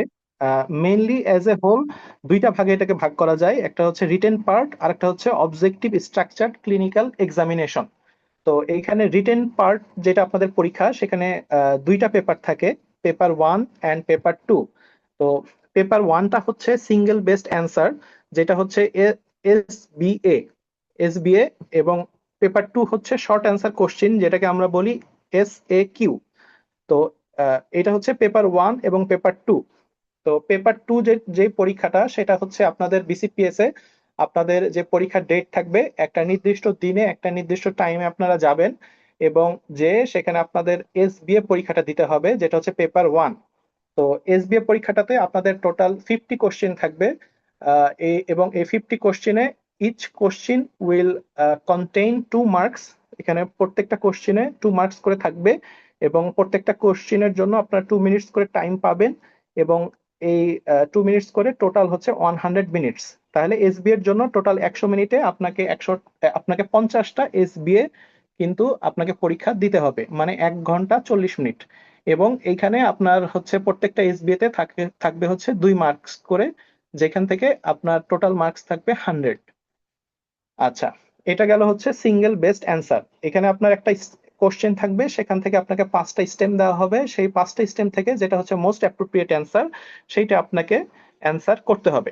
এসবিএ পরীক্ষার মোস্ট চ্যালেঞ্জিং যে পার্টটা, সেটা হচ্ছে এসবিএ পরীক্ষাটা যে কোশ্চেনটা থাকে, সেই কোশ্চেনের যে অ্যান্সার গুলো সাধারণত থাকে, দেখা যায় যে প্রত্যেকটা কোশ্চেনই আপনার যেই স্টেম গুলো থাকে, প্রত্যেকটা স্টেমই কিন্তু কারেক্ট অ্যান্সার, এবং এই কারেক্ট অ্যান্সার থেকে আপনাকে মোস্ট অ্যাপ্রোপ্রিয়েট কারেক্ট অ্যান্সারটা চুজ করতে হয়। এই কারণেই এসবিএ পরীক্ষাটা হচ্ছে খুবই চ্যালেঞ্জিং। তো যেটা দেখা যায়, আমাদের মনে হয় যে প্রত্যেকটা এসবিএরই প্রত্যেকটা অ্যান্সারই মনে হয় যে কারেক্ট, যেই কারণে আমরা কনফিউশনে পড়ি। আমাদের বেরি লাভটা যদি খুব ভালোভাবে যদি দখল না থাকে, বা বেইলি অ্যান্ড লাভটা যদি খুব ভালো করে আমাদের পড়া না থাকে, তাহলে কিন্তু আমরা মোস্ট অ্যাপ্রোপ্রিয়েট অ্যান্সারটা খুঁজে পাওয়াটা কঠিন হয়ে যায়। এই কারণে এসবিএ পরীক্ষাটার এই চ্যালেঞ্জটা নেওয়ার জন্যই আমরা কিন্তু এসবিএ টা বেইলি ল্যাব থেকে পড়ি, এবং বেইলি ল্যাব থেকে খুব ভালোভাবে আমাদের বেইলি ল্যাবে দখল থাকতে হয়। এরপরে হচ্ছে পেপার 2। পেপার 2টা থাকে হচ্ছে শর্ট অ্যান্সার কোশ্চেন, যেটাকে আমরা বলি এসএকিউ। এইখানে টোটাল হচ্ছে 4টা গ্রুপ থাকে, গ্রুপ 1, গ্রুপ 2, গ্রুপ 3, গ্রুপ 4। প্রত্যেকটা গ্রুপে আপনাদের 5টা করে কোশ্চেন থাকবে। 5টা কোশ্চেনে আবার প্রত্যেকটা কোশ্চেনে কিছু সাব কোশ্চেন থাকবে। তাহলে 4টা গ্রুপে টোটাল 5টা করে, টোটাল তাহলে 4টা গ্রুপে টোটাল 5টা করে আপনার থাকবে হচ্ছে 20টা কোশ্চেন। 20টা কোশ্চেন, এই 20টা কোশ্চেনের আবার সাব কোশ্চেন থাকবে অনেকগুলো। এই 20টা কোশ্চেনে দেখা যাবে যে প্রত্যেকটা কোশ্চেনে আপনার 2টা 3টা বা 4টা করে সাব কোশ্চেন থাকবে। কোনো কোশ্চেন 1 মার্কস, 0.5, 1.5, 2.5 এরকম করে ডিভিশন থাকবে। তাহলে টোটাল 20টা কোশ্চেনের জন্য আপনি সময় পাবেন হচ্ছে 100 মিনিটস। তাহলে টোটাল 20টা কোশ্চেনের জন্য আপনি 100 মিনিট সময় পাবেন, এবং total 180 minute, sorry, total 180 minutes মানে হচ্ছে 3 আওয়ার্স। তাহলে 20টা কোশ্চেনের জন্য আপনি হচ্ছে 3 ঘন্টা সময় পাবেন, এবং এই 20টা কোশ্চেনে প্রত্যেকটা কোশ্চেন উইল কন্টেন 5 মার্কস। তাহলে 20টা কোশ্চেনে 5 মার্কস করে আপনার 100 মার্কস থাকবে, এবং এই 100 মার্কসের জন্য আপনি 3 আওয়ার্স টাইম পাবেন। তাহলে এখানে যেটা দেখা যায় যে প্রত্যেকটা কোশ্চেনে ইজিলি 9 মিনিটস করে দেখা যায় যে আপনি সময় পান। তাহলে প্রত্যেকটা কোশ্চেনে কিন্তু আপনার কিছু সাব কোশ্চেন থাকে। এই সাব কোশ্চেন গুলো কোনো কোনো কোশ্চেনে 3টা, কোনো কোনো কোশ্চেনে 4টা, এরকম করে দেখা যায় যে সাব কোশ্চেন গুলো অ্যান্সার করতে হয়। তাহলে এই কোশ্চেন গুলো কিন্তু সহজভাবে নেওয়ার সুযোগ নাই, কারণ আপনার টাইম যে লিমিটেশন থাকে সেই টাইম লিমিটেশন কিন্তু খুবই কম। 9 মিনিটে আপনাকে প্রত্যেকটা কোশ্চেনে সাব কোশ্চেন 3 থেকে 4টা অ্যান্সার করতে হয়। আর এসএকিউর ক্ষেত্রে যেটা হয় যে আপনি যদি একদম স্পেসিফিক ভাবে আপনার যেটা জানতে চাওয়া হয়েছে সেটাই যদি অ্যান্সার না করেন, তাহলে কিন্তু দেখা যাবে যে আপনি সময়ে কুলাতে পারবেন না। দেখা যাবে যে 4টা গ্রুপ, আপনার 3টা গ্রুপে দেখা গেছে যে 2 ঘন্টা 30 মিনিট লেগে গেছে, পরে লাস্টের গ্রুপটা লিখতে যে আপনার কিন্তু দেখা যাবে যে সময় কুলাচ্ছে না। কাজেই বিসিপিএস এ পরীক্ষায় ভালো করতে হলে আপনার শুধু এটা মাথায় রাখলেই হবে না যে আপনি কত ভালো লিখছেন, এটাও মাথায় রাখতে হবে যে আপনি সবগুলো কোশ্চেনকে অ্যাপ্রোপ্রিয়েট টাইমিং করে সবগুলো কোশ্চেনের অ্যাডিকুয়েট অ্যান্সার লিখতে পারছেন কিনা। এই কারণে এসএকিউ তে ভালো করার যে টেকনিকটা, সেই টেকনিকটা হচ্ছে আপনাকে টু দা পয়েন্টে লিখতে হবে। কোশ্চেনে যা জানতে চাওয়া হয়েছে আপনাকে সেটাই লিখতে হবে। এর বাইরে এক্সট্রা লিখলে আপনি কিন্তু কোনো মার্ক পাবেন না। টু দা পয়েন্টে যদি আপনি মার্কস লেখেন তাহলে কিন্তু আপনি ফুল মার্কসটা পেয়ে যাবেন। যেমন কোশ্চেন গুলো কিছুটা এরকম থাকে: right 3 differential diagnosis, right 4 indication, right 4 contraindication. তাহলে এই কোশ্চেন গুলো আপনাকে কিন্তু মাথায় রাখতে হবে যে আপনি যদি ইন্ডিকেশন, কন্ট্রাইন্ডিকেশন এই পয়েন্ট গুলোই যদি কভার করেন, তাহলে কিন্তু 2 মার্কস এর মধ্যে আপনি কিন্তু পুরোপুরি 2 মার্কস পেয়ে যাচ্ছেন। বা কোনো কোশ্চেনে যদি 1.5 থাকে আপনি 1.5 পেয়ে যাচ্ছেন, কোনো কোশ্চেনে যদি 1 মার্কস থাকে তাহলে আপনি কিন্তু 1 মার্কস পেয়ে যাচ্ছেন। তো রিটেন যে পরীক্ষাটা, যেটা পেপার 1 এবং পেপার 2, এই পেপার 1 পরীক্ষা একদিন হয় এবং পেপার 2 পরীক্ষা আলাদা একটা দিনে হয়। তাহলে দুইটা পরীক্ষা আপনার দুইটা আলাদা দিনে হবে, এবং আপনার রিটেন পরীক্ষার রেজাল্টটা আপনার হচ্ছে এসবিএ বা সিঙ্গেল বেস্ট অ্যান্সার এবং শর্ট অ্যান্সার কোশ্চেন, এই দুইটা পার্ট মিলিয়ে আপনাকে গ্রসলি 60% মার্কস পেতে হবে। তার মানে টোটাল টোটাল হচ্ছে 200 মার্কস। এই টোটাল 200 মার্কসে আপনাকে 120 মার্কস পেতে হবে। তাহলে এখানে পেপার 1 এবং পেপার 2 মিলে আপনাকে পাশ করতে হবে। কাজেই দেখা যায় যে আপনি যদি এসবিএ তে ভালো করেন বা যদি এসএকিউ তে ভালো করেন, তাহলে কোনো একটা পার্ট খারাপ হলেও আপনি এসবিএ বা এসএকিউ দিয়ে কভার করতে পারবেন। ইউজুয়ালি এসবিএ টা একটু চ্যালেঞ্জিং হয়, বা এসবিএ টা একটু দেখা যায় যে কয়টা ঠিক হয়েছে বা হচ্ছে ঠিক হয় নাই, একটু কনফিউশন থাকে। সেই ক্ষেত্রে আপনি কিন্তু এসএকিউ তে যদি টু দা পয়েন্টে লেখেন এবং সব কোশ্চেন অ্যান্সার করতে পারেন, এসএকিউ তেও কিন্তু খুব ভালো মার্কস উঠানো যায়, এবং দেখা যায় যে এসবি এর মতোই এসএকিউ তে খুব ভালো একটা মার্কস চলে আসে। কাজেই আপনি যদি কোনো একটা পেপারে খারাপ করেন কোনো সমস্যা নাই, আপনি পূর্ণ উদ্যমে এবং হচ্ছে নিজের যে নিজের মধ্যে যে কনফিডেন্সটা আছে এবং নিজের যে আপনি জানেন যে আপনি পড়াশোনা করেছেন, আপনার প্রিপারেশন ভালো, সেই প্রিপারেশনটা নিয়ে আপনি যদি পরীক্ষাটা দেন, তাহলে যে কোনো একটা পেপার দিয়ে আপনি কিন্তু অন্য পেপারটা কাভার আপ করতে পারবেন। এটা গেল আপনার রিটেন পরীক্ষার হচ্ছে আপনার কোশ্চেন এবং মার্ক ডিস্ট্রিবিউশন। এরপরে আপনার পরীক্ষার আরেকটা পার্ট হচ্ছে অবজেক্টিভ স্ট্রাকচার্ড ক্লিনিক্যাল এক্সামিনেশন। এই পরীক্ষাটা আপনার হবে রিটেন পরীক্ষা শেষ হওয়ার সাধারণত 7 থেকে 8 দিনের মধ্যেই হয়ে যায়। তো যেটা দেখা যায় যে রিটেন পরীক্ষা শেষ হওয়ার পরে অবজেক্টিভ স্ট্রাকচার যে ক্লিনিক্যাল এক্সামিনেশনটা থাকে সেই পরীক্ষার জন্য কিন্তু হাতে বেশি খুব সময় থাকে না। তো এই এই ব্যাপারটা চিন্তা করে জেনেসিস কিন্তু আপনাদের যে অসপি এবং অস্কি যে পার্টটা আছে, যে পরীক্ষাটা আছে, সেই পরীক্ষার প্রিপারেশন নেওয়ার জন্য অসপি এবং অস্কি ক্লাসগুলো এগুলো কিন্তু আপনাদের রেগুলার ব্যাচের সাথেই আপনাদের টপিকগুলো মার্জ করে আলাদা আলাদা অসপি এবং অস্কি ক্লাস নেওয়া হবে। তো কাজেই আপনি যদি এখন থেকেই রিটেন প্লাস অসপি অস্কি ক্লাস করতে থাকেন, তাহলে যেটা দেখা যাবে যে ফাইনাল যে এক্সাম, সেই এক্সামে আপনার রিটেন পরীক্ষায় পাশ করার পরে যখন অসপি বা অস্কি পরীক্ষা দিতে যাবেন, সেই পরীক্ষায় আপনার যেহেতু টাইমটা খুবই কম থাকে, সেই টাইমের মধ্যে আপনি যাতে দ্রুত প্রিপারেশন নিতে পারেন, সেই প্রিপারেশনটা এই কারণে আমরা জেনেসিসে রিটেন পরীক্ষার আগেই নিয়ে থাকি। তো এখানে অবজেক্টিভ স্ট্রাকচার ক্লিনিক্যাল এক্সামিনেশনে সাধারণত দুইটা পার্ট থাকে। একটা পার্ট হচ্ছে ক্লিনিক্যাল পার্ট আর একটা পার্ট হচ্ছে প্র্যাকটিক্যাল পার্ট। ক্লিনিক্যাল পার্টটা হচ্ছে ইউজুয়ালি 5টা স্টেশন থাকে। এইখানে 5টা স্টেশনে, প্রত্যেকটা স্টেশনে 10 মার্কস করে, 5 10 50 মার্কস থাকে এবং প্রত্যেকটা স্টেশনে 10 মিনিটস করে থাকে। তাহলে এখানে 5 10 50 এবং হচ্ছে প্রত্যেকটা স্টেশনে 10 মিনিট করে, 5 10 50 মিনিট। এখানে সাধারণত অবজেক্টিভ স্ট্রাকচার যে ক্লিনিক্যাল এক্সামিনেশন, এখানে সাধারণত যে শর্ট কেসগুলো থাকে, যেমন হচ্ছে লাম্প এক্সামিনেশন, তারপর হচ্ছে thyroid examination, parotid examination, hernia examination, hydrocele examination, ulcer, nerve examination, joint examination. তো এই কোশ্চেন গুলো, যে শর্ট কেস গুলো থাকে, সেই শর্ট কেস গুলো এবং সেই সাথে হিস্ট্রি টেকিং থাকে এবং ইন্টারেক্টিভ ওরাল এক্সামিনেশন, এই 3টা কম্পোনেন্ট মিলে ইউজুয়ালি ক্লিনিক্যাল যে পার্টটা থাকে সেই পার্টটা হয়ে থাকে।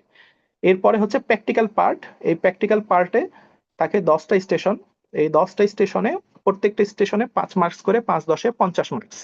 তাহলে এই 50 মার্কসটা আপনার প্রত্যেকটা স্টেশনে আপনার 5 মিনিট করে সময় থাকে এবং 5 মিনিট করে 10টা স্টেশনে 5 10 50। তাহলে দুইটা স্টেশন মিলিয়ে আপনার কিন্তু 100 মিনিট এবং টোটাল 100 মার্কস।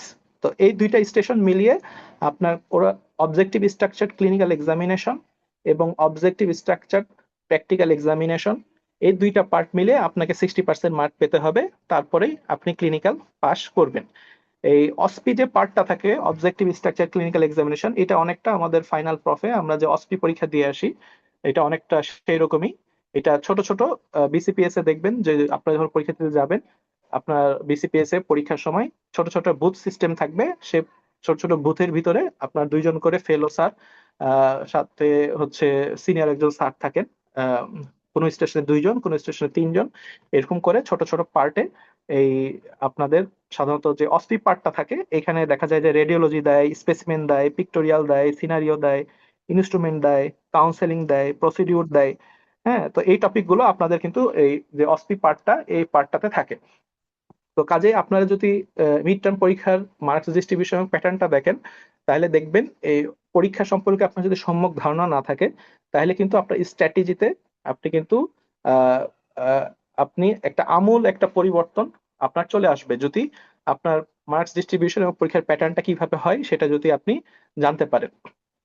তো এইটা হচ্ছে আপনাদের মিড টার্ম যে পরীক্ষা, এই মিড টার্ম পরীক্ষার আপনাদের টোটাল অ্যাজ এ হোল আপনাদের টোটাল 3 দিনে যে পরীক্ষা হচ্ছে, পেপার 1 পেপার 2 যেটা হচ্ছে রিটেন পার্ট, এবং ক্লিনিক্যাল পার্ট যেটা একটা আলাদা দিনে হচ্ছে, সেটা হচ্ছে অসপি এবং অসকি দুইটা মিলিয়ে। এই পার্টটুকু আপনার কিন্তু জানতে হবে, যাতে করে আপনি মিড টার্ম পরীক্ষার আগেই আপনি এই অসপি বা ক্লিনিক্যাল পার্টটার যাতে প্রিপারেশন নিতে পারেন, সেই পার্টটা আপনার যাতে মাথায় থাকে। তো জেনেসিসে আমরা যেটা আপনাদের করি, যে আপনাদেরকে টোটাল যে সিলেবাসটা থাকে, ইউজুয়ালি আমরা যে সিলেবাসটা আপনাদেরকে আহ, আমাদের যেই প্যাটার্নটা থাকে সিলেবাসের, সেটাকে আমরা কিছু ক্লাস লেকচার, এরপরে হচ্ছে সেই ক্লাসটার পরে হচ্ছে আপনার উইকলি টেস্ট, এবং এরকম 4 থেকে 5টা ক্লাসের পরে দেখা যাবে যে সেই টপিকগুলোর উপর রিভিউ এক্সাম। এরপরে পুরো বেলিয়ান লাভ শেষ হলে দেখা যাবে যে আপনাদের মডেল টেস্ট। পুরা বেলিয়ান লাভটাকে 2টা ভাগ করে এসএকিউ পরীক্ষা, এবং হচ্ছে পুরা বেলিয়ান লাভটাকে 2টা ভাগ করে আপনার এসবিএ পরীক্ষা। এরপরে ফাইনাল মডেল মক, সেখানে হচ্ছে এসবি এবং এসএকিউ একদম বিসিপিএস এর স্ট্যান্ডার্ডে, বিসিপিএস এর পরীক্ষার মতো আপনি ফাইনাল এক্সামের আগে আপনি জেনেসিসে বসেই আপনি পরীক্ষা দিতে পারবেন। এতে করে কি হবে যে আপনি পুরো সিলেবাসটা, আমরা কিন্তু বারবার আপনার weekly test, model test, mock test, review এক্সামের মাধ্যমে দেখা যাবে যে টোটাল 4 থেকে টোটাল মিনিমাম 4বার আপনার সিলেবাসটা কাভার হচ্ছে এবং রিভিশন হচ্ছে। এটাতে যেটা হচ্ছে যে আপনাদের যে পড়াশোনা, সেটা হচ্ছে আপনাদের বেলিয়ান লাভ, যেটা হচ্ছে 28th এডিশন, সেখান থেকে, যেটা রিসেন্ট এডিশন, সেখান থেকেই যেটা হয় যে আমরা বেলিয়ান লাভ থেকে আপনাদের প্রত্যেকটা ক্লাসে আমরা যে ভিজুয়াল যে রিপ্রেজেন্টেশন, সেই রিপ্রেজেন্টেশনের মাধ্যমে আমরা কিন্তু একটা ভিজুয়াল মেমোরি ক্রিয়েট করার চেষ্টা করি, যাতে করে আপনি যাতে এসবিএ পরীক্ষায় আপনি যাতে কনফিউজ না হন, এবং সেই একই জিনিসগুলো, একই ছকগুলো, একই লাইনগুলো, একই টেবিলগুলো যাতে আপনি বারবার দেখতে পারেন, এবং এসবিএ পরীক্ষার মতো ক্রিটিক্যাল পরীক্ষায় আপনারা যাতে কনফিউজ না হন। এবং আপনি রিসেন্টলি বিসিপিএস এর যে পরীক্ষার প্যাটার্ন, সেই পরীক্ষার প্যাটার্নটা যদি ফলো করেন, বিসিপিএস কিন্তু কোনো না কোনো পার্টে কোনো না কোনো বার চ্যালেঞ্জিং এক্সাম নিচ্ছে। যেমন জানুয়ারি 2026 ব্যাচে তাদের কিন্তু যে অসপি এবং অসকি পার্টটা ছিল, সেটা একটু চ্যালেঞ্জিং ছিল। একটা স্টেশনে 3 থেকে 4টা রেডিওলজি দেওয়া হয়েছিল, কিছু আনকমন রেডিওলজি ছিল। এবং এইবার যে বিসিপিএস এর যে পরীক্ষাটা, সেখানে কিন্তু আপনারা দেখেছেন যে এসিকিউ পরীক্ষাটা একটু চ্যালেঞ্জিং বা একটু আনকমন দেওয়ার চেষ্টা করেছে। তো কাজে আপনি যদি দেখেন যে বিসিপিএস এর মিড টার্ম পরীক্ষাকে যদি খুব সহজভাবে নেন, তাহলে কিন্তু আপনি দেখবেন যে না, আপনার কিন্তু পরীক্ষাটা মোটেও সহজ না। আপনি যদি এই বছরের রেজাল্টটা যদি একটু অবজার্ভ করেন, যে এই বছরে কিন্তু আপনার এফসিপিএস মিড টার্ম পরীক্ষা সার্জারিতে 248 জন অ্যাপিয়ার করেছিল, সেখান থেকে পাশ করেছে হচ্ছে 184 জন। তো আপনি যদি দেখেন 20%-এর উপরে মানুষ, 20%-এর উপরে এক্সামিনে কিন্তু আহ কৃতকার্য হতে পারে নাই। তাহলে এখানে 20% কিন্তু খুব খুব কম কিন্তু নাম্বার না। তো কাজেই এফসিপিএস মিড টার্ম পরীক্ষাকে কোনোভাবেই সহজভাবে নেওয়ার সুযোগ নাই। আপনাকে এটা অবশ্যই সিরিয়াস ভাবে নিতে হবে। এবং আপনার যে সার্জারির যে বেসিক গুলো, আপনার এফসিপিএস মিড টার্ম পরীক্ষাটা এমন একটা পরীক্ষা, আপনাকে কোনোভাবেই এটাকে আপনাকে আহ, আহ, আহ, আপনার যে ক্লিনিক্যাল যে কনফিডেন্স এবং ক্লিনিক্যাল যে আপনার ইনটিউশন বা ক্লিনিক্যাল যে অ্যাজাম্পশন, সেই বিষয়গুলোকে আপনাকে শার্প করার জন্য, আপনার বেলিয়ান লাভের সাথে নিজের ক্লিনিক্যাল কাজগুলোকে কোরিলেশন করার জন্য মিড টার্ম কিন্তু খুবই চ্যালেঞ্জিং একটা পরীক্ষা। এবং আপনি এফসিপিএস মিড টার্ম পাস করার পরেও আপনি যখন হচ্ছে আপনার ফাইনাল পরীক্ষার জন্য পড়াশোনা করবেন, সেই পরীক্ষাতেও কিন্তু বেলিয়ান লাভ খুবই গুরুত্বপূর্ণ। সেই পরীক্ষার জন্য কিন্তু বেলিয়ান লাভটা আপনার এখন থেকে আত্মস্থ করা দরকার আছে। আপনাদের পরীক্ষা এফসিপিএস মিড টার্ম ডিসেম্বর যে 26 ব্যাচ, তাদের এবারের মতোই কিন্তু খুব আগে এক পরীক্ষা হয়ে যাবে, 15 দিন আগেই, বিসিপিএস এর নতুন নিয়ম অনুযায়ী। তো আপনারা যদি দেখেন যে আপনাদের হাতে কিন্তু ডিসেম্বর মাসটা বাদ দিলে আপনাদের হাতে মাত্র 5 মাস সময় আছে। তো এই 5 মাসের মধ্যে আপনাদের কিন্তু দেখা যাবে যে ফর্ম ফিল আপের জন্য, লগবুক তৈরির জন্য, লগবুক সাইনের জন্য, এবং ম্যান্ডেটরি যে আপনাদের কোর্স গুলো আছে বিসিপিএস এ, যেমন communication skill, basic surgical skill, research methodology, information and communication technology, এই এই ম্যান্ডেটরি যে 4টা কোর্স আছে, সেই 4টা কোর্স কিন্তু আপনাদের মিড টার্ম পরীক্ষায় বসতে গেলে ক্লিয়ার থাকতে হবে। তাহলে এই 4টা কোর্স, আপনার লগ বুক, আপনার পেপারস রেডি করা, এগুলো করতে দেখবেন যে আপনার সময় থেকে 1 মাস সময় চলে গেছে। তো আপনি যদি দেখেন যে টোটাল 5 মাসের মধ্যে আপনার টোটাল 4 মাস সময় হাতে আছে।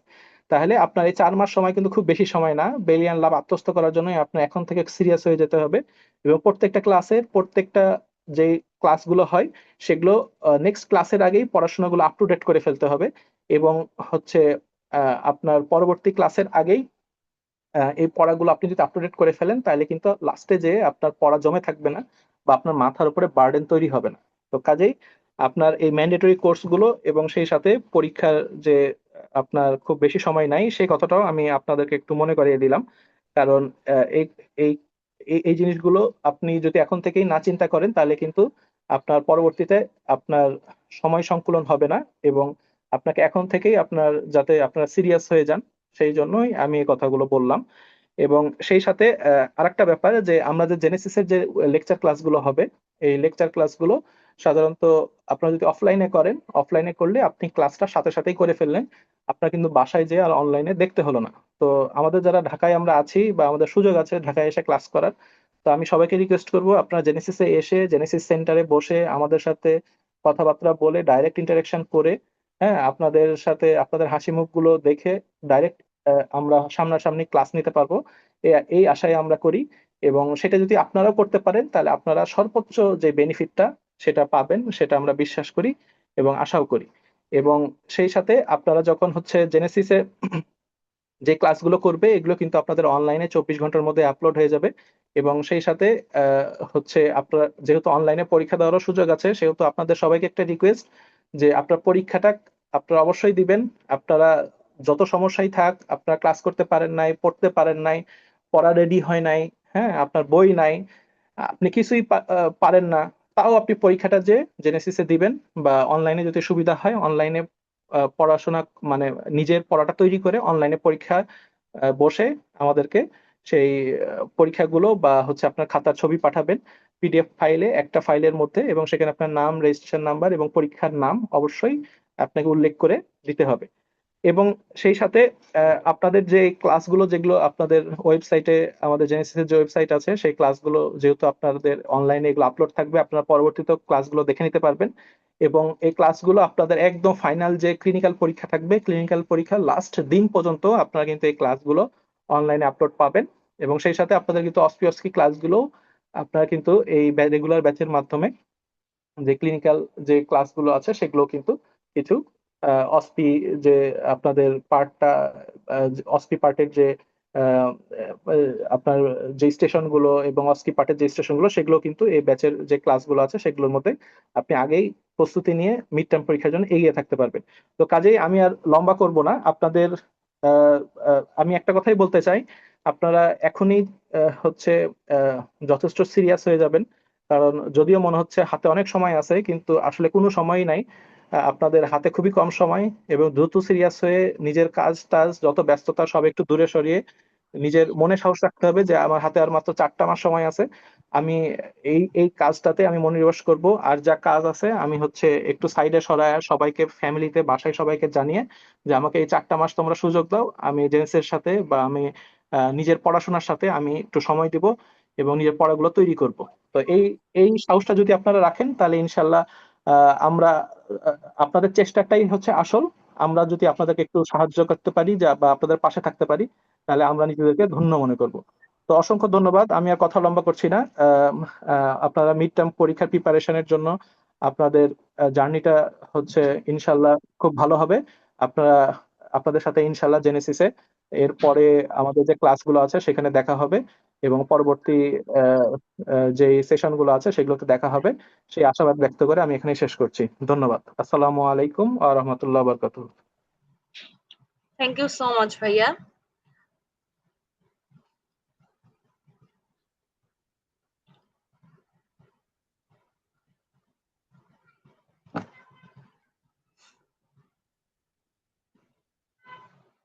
ভাইয়াকে অসংখ্য ধন্যবাদ। ভাইয়া এত সুন্দর করে আপনাদেরকে কিভাবে গাইডলাইন, প্রপার গাইডলাইন এবং কিভাবে নিজেদেরকে প্রিপেয়ার করবেন আপনারা, এবং কমপ্লিট আমাদের কোর্স সম্বন্ধে, এক্সাম সম্বন্ধে প্রপার একটা গাইডলাইন ভাইয়া আমাদেরকে দিয়েছে।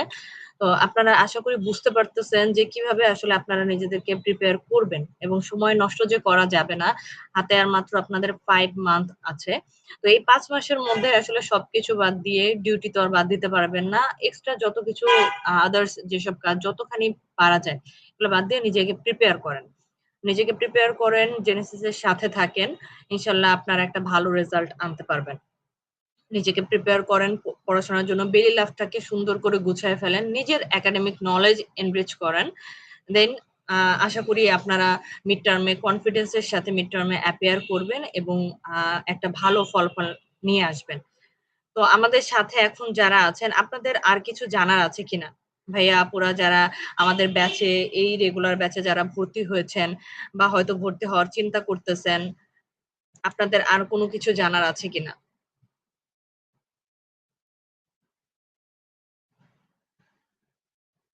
আরো কোনো কোশ্চেন থাকলে বলতে পারেন, যে হয়তো কোনো কনফিউশন বা কোনো কিছু থাকলে। আমরা চেষ্টা করেছি আপনাদের সবকিছু, আমাদের যেই ব্যাচটা প্রপার কিভাবে সাজানো হয়েছে, লেকচার ক্লাসগুলো কিভাবে সাজানো হয়েছে, আপনারা কবে কবে রবিবার এবং বুধবার আপনারা লেকচার ক্লাস করবেন, এবং প্রতিদিনই আপনাদের এক্সাম থাকবে। আগের লেকচার ক্লাসে যেটা থাকবে সেটার উপর আপনাদের এক্সাম থাকবে, এবং এক্সাম দেওয়ার পরে আপনাদের লেকচার ক্লাসটা শুরু হবে। এবং যারা অফলাইনে পারবেন অবশ্যই অফলাইনে আসার আমরা এনকারেজ করি, অলওয়েজ এনকারেজ করি যে আপনারা অফলাইনে এসে পরীক্ষা দিবেন, ক্লাস করবেন। এবং যদি অফলাইনে সম্ভব না হয়, অনলাইনে চেষ্টা করবেন, যখন অনলাইনে লাইভ ক্লাসটা হচ্ছে তখন অ্যাটেন্ড করার। যে ফেস টু ফেস আপনার কোনো কনফিউশন থাকলো, কিন্তু আপনি এটা রেকর্ডেড ক্লাস করলে আপনি সেটা কনফিউশনটা ক্লিয়ার করতে পারবেন না। তো আপনাদেরকে বলবো যে অনলাইনে করতে হইলেও অলওয়েজ চেষ্টা করবেন লাইভে ক্লাসটা করার, যখন ক্লাসটা হচ্ছে, যেন আপনার কনফিউশনটা ক্লিয়ার হয়। এবং আমাদের যারা অভিজ্ঞ মেন্টর যারা আছেন, সবাই আপনাদের অনেক হেল্পফুল। এবং যখন যে কোশ্চেন থাকবে, এমন না যে ক্লাসের পরেও যদি আপনাদের কোনো কোশ্চেন থাকে, অবশ্যই আমাদের যে আপনাদের মিড টার্ম সার্জারি ব্যাচের যে গ্রুপে আছেন, আপনারা যে কোনো সময় অলওয়েজ ওয়েলকাম আপনাদের যে কোনো কনফিউশনের জন্য।